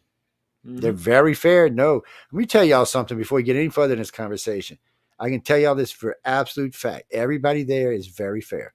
I know all the whole crew now. I spent personal time with everybody there, and I can honestly tell you they're very honest, and they want the best. But they want also the best stories for their books. So they're treating you accordingly. You want to be the best and act like you're the best, get their attention, and go up the ladder. No, it's completely blind judge. It's judged on a number of people. They don't even know what sex you are. No, they don't. So you just got to get it up there. Yep. If there's anything on the manuscript that has your name or says who you are, it gets rejected before it even gets to the first reader. Clara says she's sending John brownies, fudge brownies. That'll help him get in. What are you saying? Will appreciate it, but it's not going to help. Right. She said she's sending you fudge brownies to you to give to the person who's reading the stories. So wait, your story's going to start out, I'm the fudge brownie. Okay, that'll work. Just, people, y'all are too much. But no, what we were talking about earlier about when it comes to covers, I have personally bought books based on covers. They're not books that I enjoyed. I've also bought books based on covers that I was like, son of a bitch, this is one of the best books I've ever read. Covers are important. If you want to sell your book, covers are important. It's the first thing people look at. They're going to be, well, this looks interesting. So a good example. See, that's an excellent cover, and it tells you right there. Oh man, this is something worth looking at. Well, Jimmy, to help you out. So if you go over to not Galaxy Press, Galaxy Press. If you go over to Galaxy Press and look around, you'll see a lot of Elrond's covers. So pay attention to these covers, these retro covers, because a lot of these covers, I've read a lot of these stories now. Not all by any means, but I've read a lot of them. And these covers really do sell the stories. And what I like about it, some of these covers, you can look at the cover and go, and then when you read the story, you're like, well, son of a bitch, this whole story was on the cover. I'm not kidding you. Mm-hmm. Some of them are really good. So I go by and check them out. Who, me? I'm an everybody fan. You mean if I had to pick a favorite author, I don't have one. A favorite movie, I don't have one. Favorite music, I don't have. It's not who I am. I like too many things. Well, John actually turned me on to Elrond. No, and it's not a story we can get into, but we ain't got enough time. But no, John started sending me. So I said, what the hell is this man sending me? And I started reading, because I had time at the time when he was sending them to me. So, and then I had them on my other pad for a while. So I was going through a lot of them on audio. So you can get you one of these right here. This is the Apple pad. It doesn't matter what kind of pad it is, but you can get you one of these. And you can buy one of these from Writers of the Future if you want to, fully loaded. But if you've already got one, you can buy. They have thumb drives that you can buy and plug it right into wrong side of the damn computer, right into the bottom like that, and everything you need is right there. They got them in audio. They got video. You can buy the whole entire library on one thumb drive and plug it into your phone. Plug it into not your phone, but your. Well, you better have some memory on your damn. Don't have like 64 gigs because I don't think it's going to be enough. But there's a lot of good stuff there. A lot of it's good. I like it because, like in the pad, you could just go flink, throw it on the seat and start driving. So you could listen to it off the pad or you could listen to it through the car, either way you wanted to. But it was easy. And all my stuff's set up on voice, so I just tell it what I want now. And it'll go find the story I want or anything like that. You can buy Mission Earth. It's not the audio version's not, but the video version's for sale. The audio version's good. I don't know when they're going to put it up. John, you have to ask John, but it's good. Everything I've heard so far has been really good. Yeah. When's it? Wait. No. Who does the bad guy's voice? Jim Eskerman? Yes, I don't know why I can't remember his name. This is like some Freudian thing. Fantastic job on volume 39. Yes. Yeah, he's doing volume 42. Awesome. Yeah, the characters he do on Mission Earth is just hilarious. I don't know when y'all going to get to hear it, but the characters are hilariously funny. Yeah. The one particular character is just such a mess that it can't be anything but funny. But he does the voice really, really well. He sells the characters. All I can tell y'all. Yes. Well, one of these days you'll get to hear it. I don't know. John said save him $100,000. Maybe he can publish it earlier.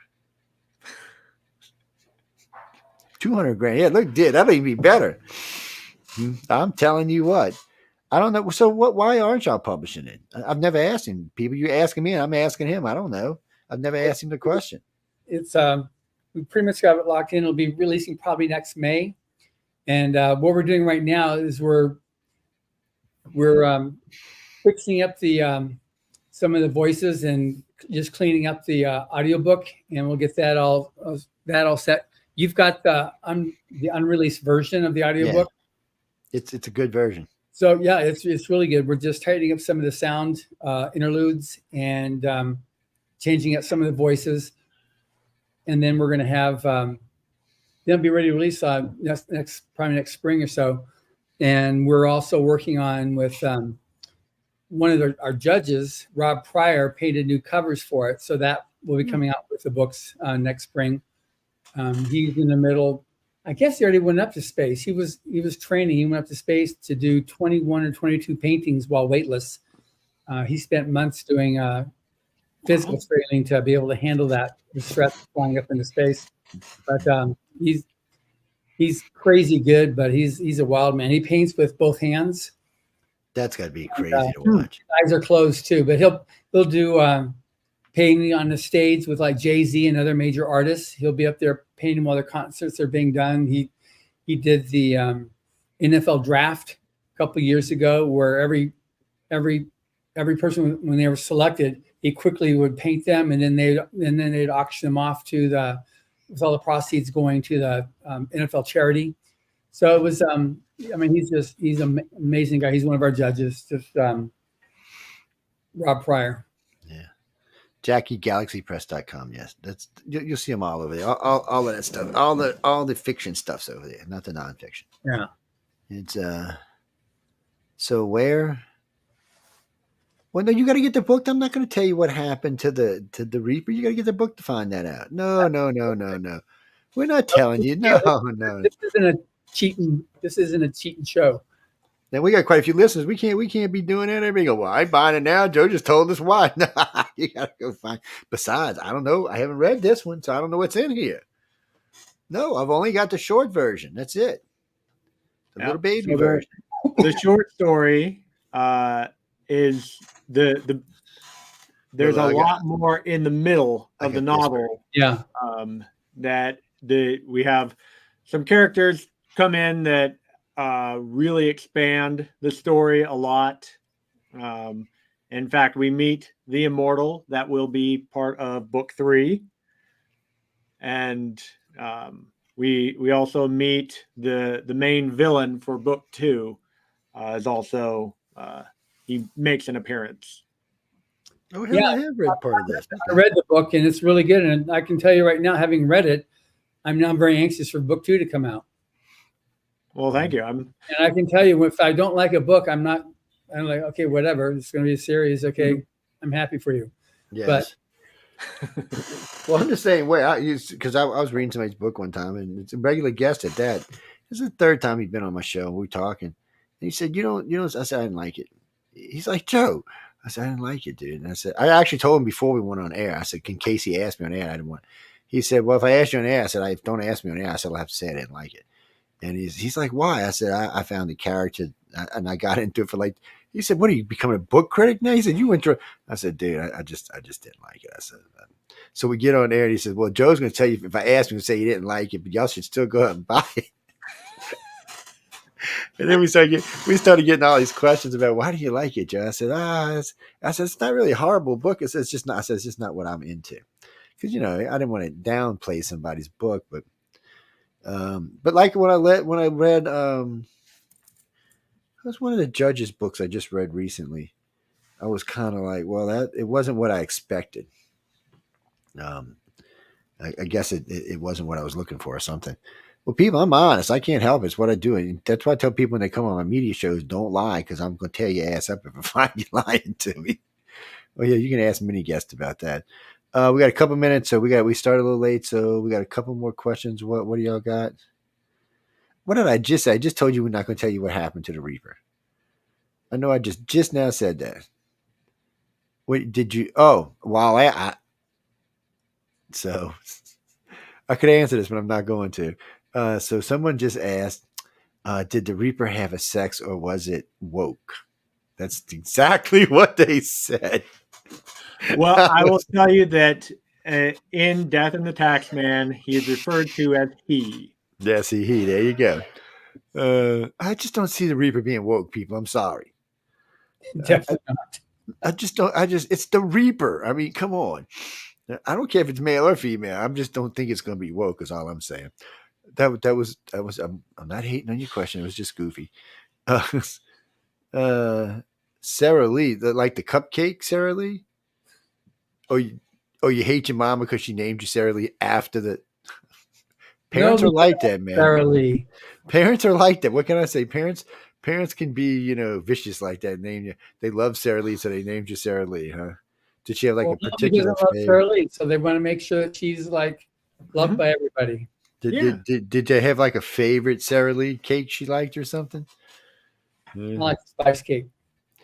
Oh no, well I can answer that. Writersofthefuture.com. Just if you want to submit something, I would. So David's told you. So read after. Yeah. So I would go over there and read the whole entire website. And so you might want to take the course before you submit something. I mean, I don't know how many books you've submitted or how many places you've submitted them to. Oh, you've submitted here before? Well, have you taken the course? No? Well, you should take the course. I mean, take the course. It's free. It's self-paced. Yeah. So have you got any responses or just no thank you? Well, no, go take the course. Maybe you're just not giving them quite what you maybe. I can't tell you because I don't know. I don't ask the judges that, and it's not my business. But I don't know. So if I was you, I would advise you to take the course and maybe take Wolf's thing, talk to some other authors. And again, I say this all the time. When you get someone to read your book, get someone who reads it that's going to give you an honest answer. Oh, you mean my mom? Oh, no. If I gave something, my mom's, no. She'd tell me in a heartbeat. She told me, she actually called in a show and said, are you really going on air looking like that? She's seen me at a commercial. I'm like, Mom, I didn't even know you watched my show. She said, what? So it's a mom. What are you going to do? Go change. It's, I'm a grown ass man, 55 years old at the time. I'm like, all right, Mom, I guess I'll get up, go change, put the commercial on and go change. What are you going to do, man? I mean, oh, Lord. Oh, man. It's all insane world. But I like your name, Sarah Lee. That was cool. Again, I would take the course. Yeah. It's a good course. The number of honorable mentions just shot up once that book came out. Once the course came out, just his quality of stories really greatly increased. But there's some great people there. Well, I mean, take the course, listen to the videos, pay attention. I actually had to listen to videos 3 different times because I kept getting distracted by other stuff. I'm like a 12-year-old sometimes. No, really, I am like a 12-year-old sometimes. My other half would tell you in a heartbeat. But I would take the course. It's just well put together. It really. I got to tell you, I had such a better understanding of writing after taking that, and then listening to these judges over the last couple of years. I mean, really, I'm amazed at what's in my actual head now. At least I understand what writing is. Before, I just used to interview authors. I really had no idea what writing is. It's hard for me to explain this, but I kind of have to feel that what helps to drive them, what makes a better story, especially after a couple of the classes I sat through where they were just giving you stuff to make stories. It gives you a much better understanding. And think about it, guys. I'm a complete layman. I haven't written anything in my entire life. I mean, not as far as books or anything goes. So if Joe can do it, anybody can do it. I'm just telling you. Yeah, Dave, what was your favorite part of the course? For me, I really, really enjoyed the videos. I was going to say the same thing. Being able to listen to the experts who are talking about all the different aspects of writing, and then pause it and go, "Oh my gosh, that just made back it up a little bit, listen to it again." So yeah, having the videos and being able to go back multiple times and listen to them, it really, really helped. And like, I remember there was one of the articles that was about, it was the one about going down to the dockside and, finding the salty old seaman and buying him a drink to get more stories. The Search for Research, the one? Yeah, the Search for Research, yeah. That one. And it was kind of that whole concept of, well, where do your stories come from? Once you've used up all the ideas in your head, well, go get someone else's head. I have a 91-year-old neighbor who has some amazing stories once I get him talking. And so it's that kind of thing that, a lot of nuggets of gold in that course that really, really spoke to me. So yeah, I wrote my first short story with that, and it got an honorable mention. So yeah, that's great there. Yeah, see, guys, get out there and do it right. No, Jimmy, the Coke was not to advertise Coke. That was to advertise Tim Powers. That's what it was. That was Yeah. advertising. I was advertising Tim. That's Tim's advertisement. yeah, he always You have to meet him. Yeah, you have to meet him. Know what we're talking about. Inside joke. I apologize. Filipino. What do you have? Like Filipina from like Discovery Filipina? Yeah, she is badass, isn't she? What do you got for us? Okay, well, Filipinas. Where are you from, Filipina? Anyway, oh, L.A. Oh, well, hello, Hollywood, no less. Oh, well, girl, I need a sugar daddy. I mean, sugar mom. You know. Joe, what's the question? Getting distracted again, Joe. Oh, that's what old age does to you, man. I'm sorry. It's sorry. Yeah, sparkly objects there. You're like, what's that? What's that? Well, my co-host Michelle gives me trouble about that's what she calls me squirrely sometimes. She says, was somebody dangling something in front of your eyes? We'll be in the middle of a conversation. She's like, Anyway, I'm sorry, Filipino. Well, let's go back. Scroll me back to the question. Oh, you mean just so she's asking you? Would you? So if someone sent you like a preference or something like a 5 or 10 paragraph story thing, do you think you could turn it? She's looking for something that I'm into, near now sci-fi. She said, do you think you could write something like that? She said, because there's not enough of it out there.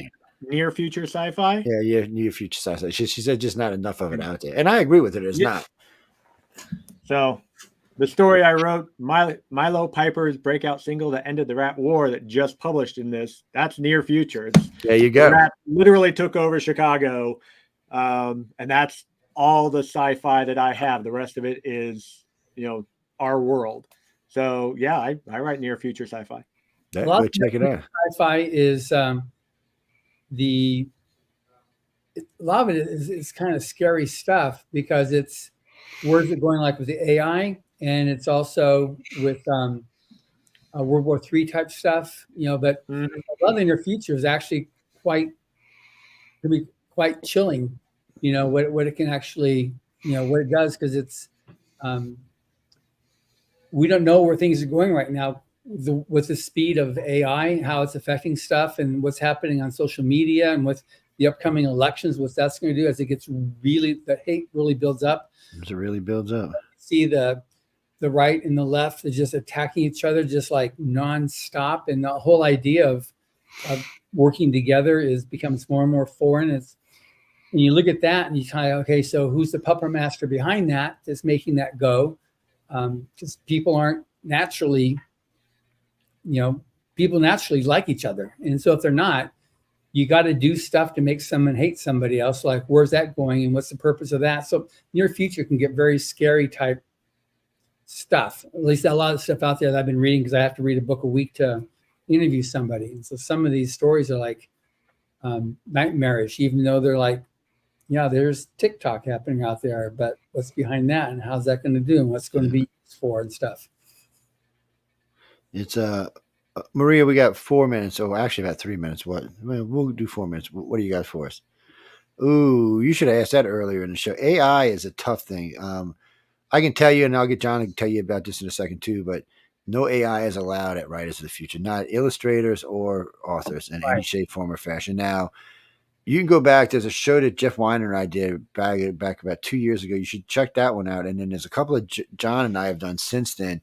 You should check those out at all. But I'll let John, because he'll tell you how it works for Writers of the Future. But I can tell you, no. Yeah, so we don't accept that. I mean, if you use it for story prompt, that's one thing. But to actually have it write the story, there's also, just like AI writes the stuff, you've also can get apps that help you spot AI writing. So when you do that, it's not been the major problem yet. We have disqualified stories as being AI generated. They're not they're a little bit too smooth. There's not enough edginess to them. You can tell the difference on it. Art is a bit of a different thing. We don't allow AI art either.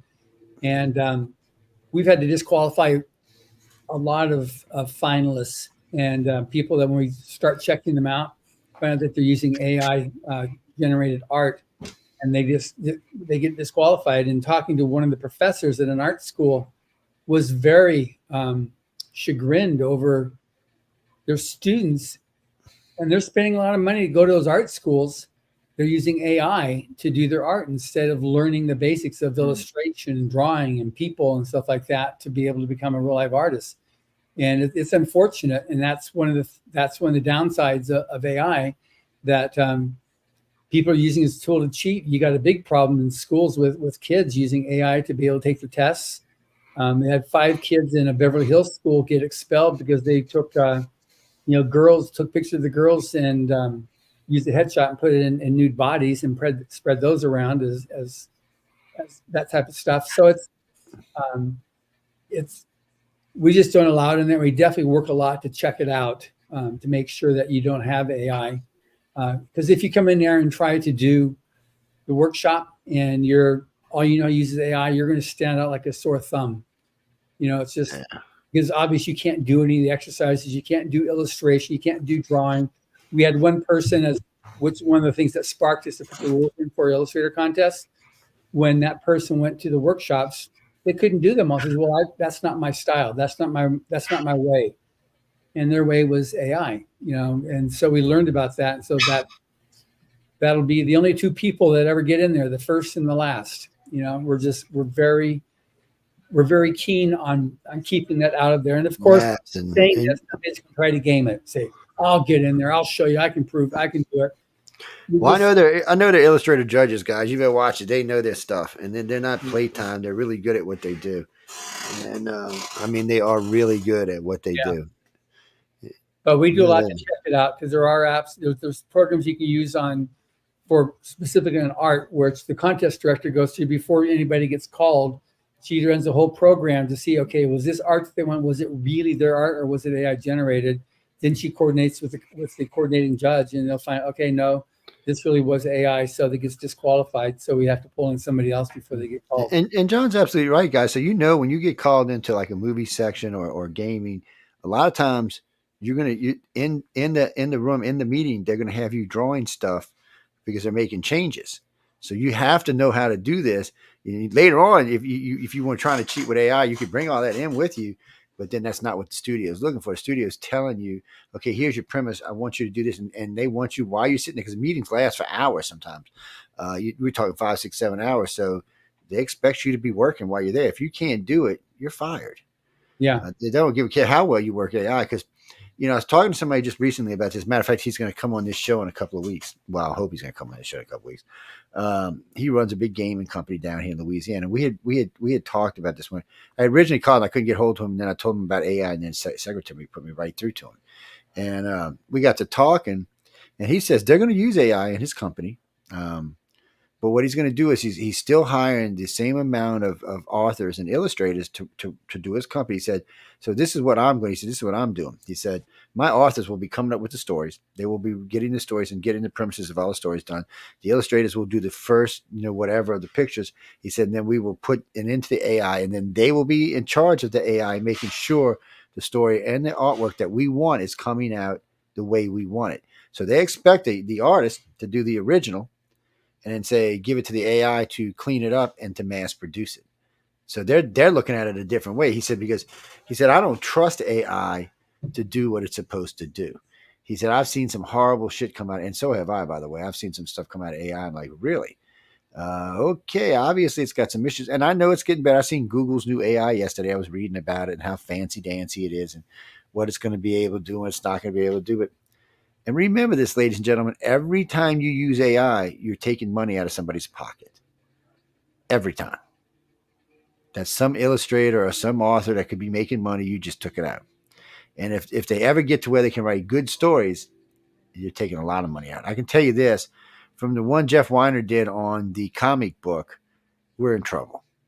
I mean, when he did the comic book, and this is 2 years ago, not only did it write a good story, it did the little balloons, it did all the artwork, and it did it all under 5 minutes. It wrote like a 20-page comic book in under 5 minutes, and it was legible and readable, and it looked good. Now, I would never buy it because I'm never going to buy anything that's going to be targeted AI, because I believe in, it's like I believe in buying American. Well, I believe in buying from people who actually work. But still, this was amazing to just see this. I was like, son of a bitch, we're in real trouble here. Because, I know a lot of authors now. I knew a lot before I met John and them, but I've added close to another 60 since then. That puts me, I know 120, 130 authors, which I don't want to see put out of work. Yeah. And I don't trust AI to write good sci-fi. I don't care what it knows. All it can do is it's rehashing. Yeah. All is rehashing. It itself cannot create. No matter what anybody wants to tell you, a robot, a computer cannot create. And remember the biggest kicker, you can't copyright AI stuff. So why you want to own something that's well, no, 2 of the banners on this network are AI created. Matter of fact, the new banner for UFO on the cover, Jeff actually made that one in less than 30 seconds, made that banner. That's a good looking banner. And but I don't own it. Anybody can use it. I use it, but I don't actually own it. Matter of fact, I got an illustrator right now making new banners for the network. So, because I want to own them. And I'll get Emily to make one for the for this show. Yes, and then we got I got to get hold to. So people, y'all start looking for us. We're going to be the awards are coming up real soon. So I don't know who all's going to be there from this network. I know John and I are there for sure. I haven't had a chance to talk to all the different hosts. We've got a lot of hosts on the network now. I mean, a lot of hosts on the network now. So I got to sit through and go through a lot. He's a show host. He's got a show on the show. He's written a lot of the books. He was a winner. He's the one that's got the Topanga story. He entered like 47 times. Oh, Preston Dennett. Yeah, he's coming out. He's just got married, and he's coming out to be out here for the 40th. Oh, he's gonna be out here this year. Good deal. I like Preston. Yeah, Preston hosts Lightgate on Monday nights at 10 o'clock or 9 o'clock, I believe, Eastern time. Y'all can come catch him, man. He's a blast. He's a big ufologist, and his wife is into it as well. And they're a lot of fun to listen to. It's Dolly and Preston on Monday nights. Yes. That was one of Michelle put them there. That's good. Again, as we're getting ready to leave now, people remember, any moans, groans, bitches, or complaints, we write to who? Not to Joe, to Michelle DeRoche. Yes. Michelle DeRoche. Yes. Get her name right. Yes. Attention, Michelle. Mm-hmm. Yes. In the meantime, don't write to me. Amazing author who is rapidly working to build his backlist so that when you get hooked on him, you can read a whole bunch of his books. But right now, Death and the Taxman is absolutely, there you go. And we even got his twin sister right here with it. Yes. So Death and the Taxmen coming out April 15.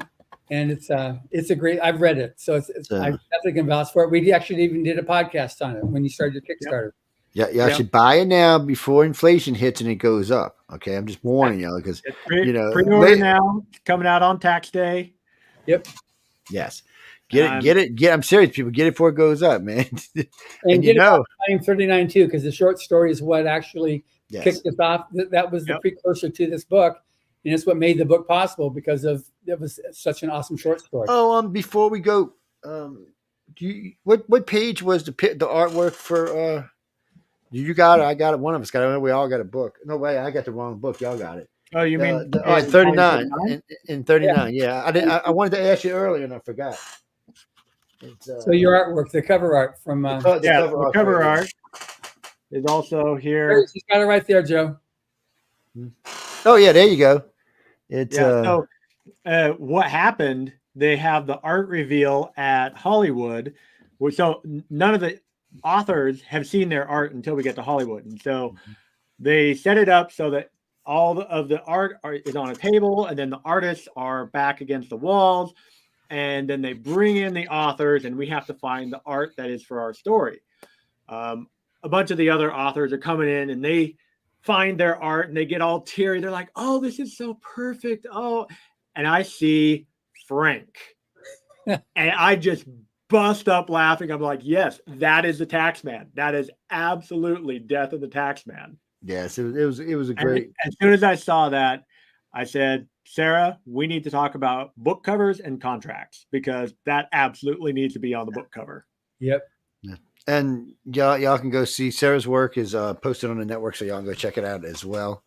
She'll be back later on. Well, right now we're doing other stuff. We're on book 40 this year. I think Carmen says we only have 3 of the winners left, or 4 of the winners left. I know one of them we're not going to be able to get, the one in Portugal, for some reason, but everybody else we're going to get. So y'all can catch those. Y'all will know everybody who's going to be there this year. Everybody's got like a 30-minute clip, so y'all can go check them out, listen to them all, and tell us what you think about the different winners. Well, the 2 UK girls with the world building, they just sounded really interesting. And well, no, I liked everybody who comes on, but but go listen to them all, see what you think, and then during the visit while I'm there, I'm going to be interviewing some of the other ones in depth. And probably I'm behind on about 3 judges I need to catch up with, so I'll be doing that. But I'm actually going to be harassing more of John's staff this year while I'm there. And well, because I know everybody, so there's a couple people I just want to sit and talk to. Well, Joni is like getting like I'll have to tie her ass down to get to talk to her, man. Really, she's a busy woman. I'm gonna have to bring the lasso with me. I'm thinking about bringing the lasso with me, so when I see her in the hallway, whoosh, all right, I got you now. Give me half an hour, Joni. No, she's a busy lady, people. I pick on her, but she is severely a busy lady. Everybody there is extremely busy. Everybody there is well behaved and well mannered, and everybody takes really good care of the winners. Mm-hmm. Mm-hmm. No, I'm being honest. I wish. No, Jimmy. Everybody is really nice people.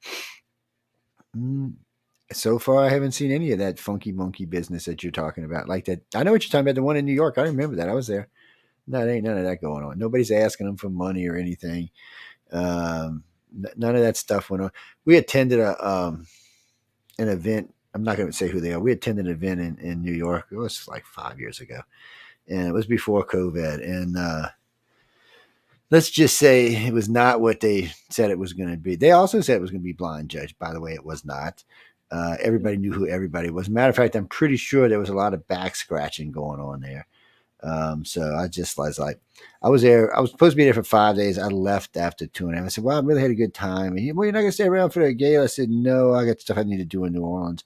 I said, I pretty much have everything I need. I haven't talked to him since, by the way.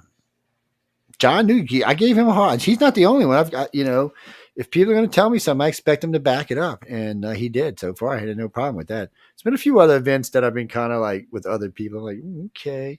I was invited to an event in Florida for artists, for illustrators, actually. And I got down there and said, man, look, it was great artwork everywhere. These people all over the place. So I started asking questions. The manager guy running the place asked me to stop. I'm like, what do you mean stop? I said, well, what did you invite me here for? He said, well, you're asking some pertinent questions. I said, because I'm here and you told me all of this. I'm just asking to see if it's true. He said, well, I would rather you not ask those questions. I said, well, I think I'm gonna have to leave. And he said, well, if you have to leave, you have to leave. So before I left, I made sure I talked to everybody. I caught him outside and stuff, man. That should have never. I was like, you dumbass. I was like, oh my God. And I did. It's posted somewhere. It's on one of the. We got a lot of stuff on different things, paper. Y'all can go look at. I'm sorry, Glenn. I don't know what was going on with Facebook today. It wouldn't let us on. You can get us on YouTube and Roku and everywhere else, but in the archives, we'll post to YouTube automatically in about 2 minutes. They'll be up there.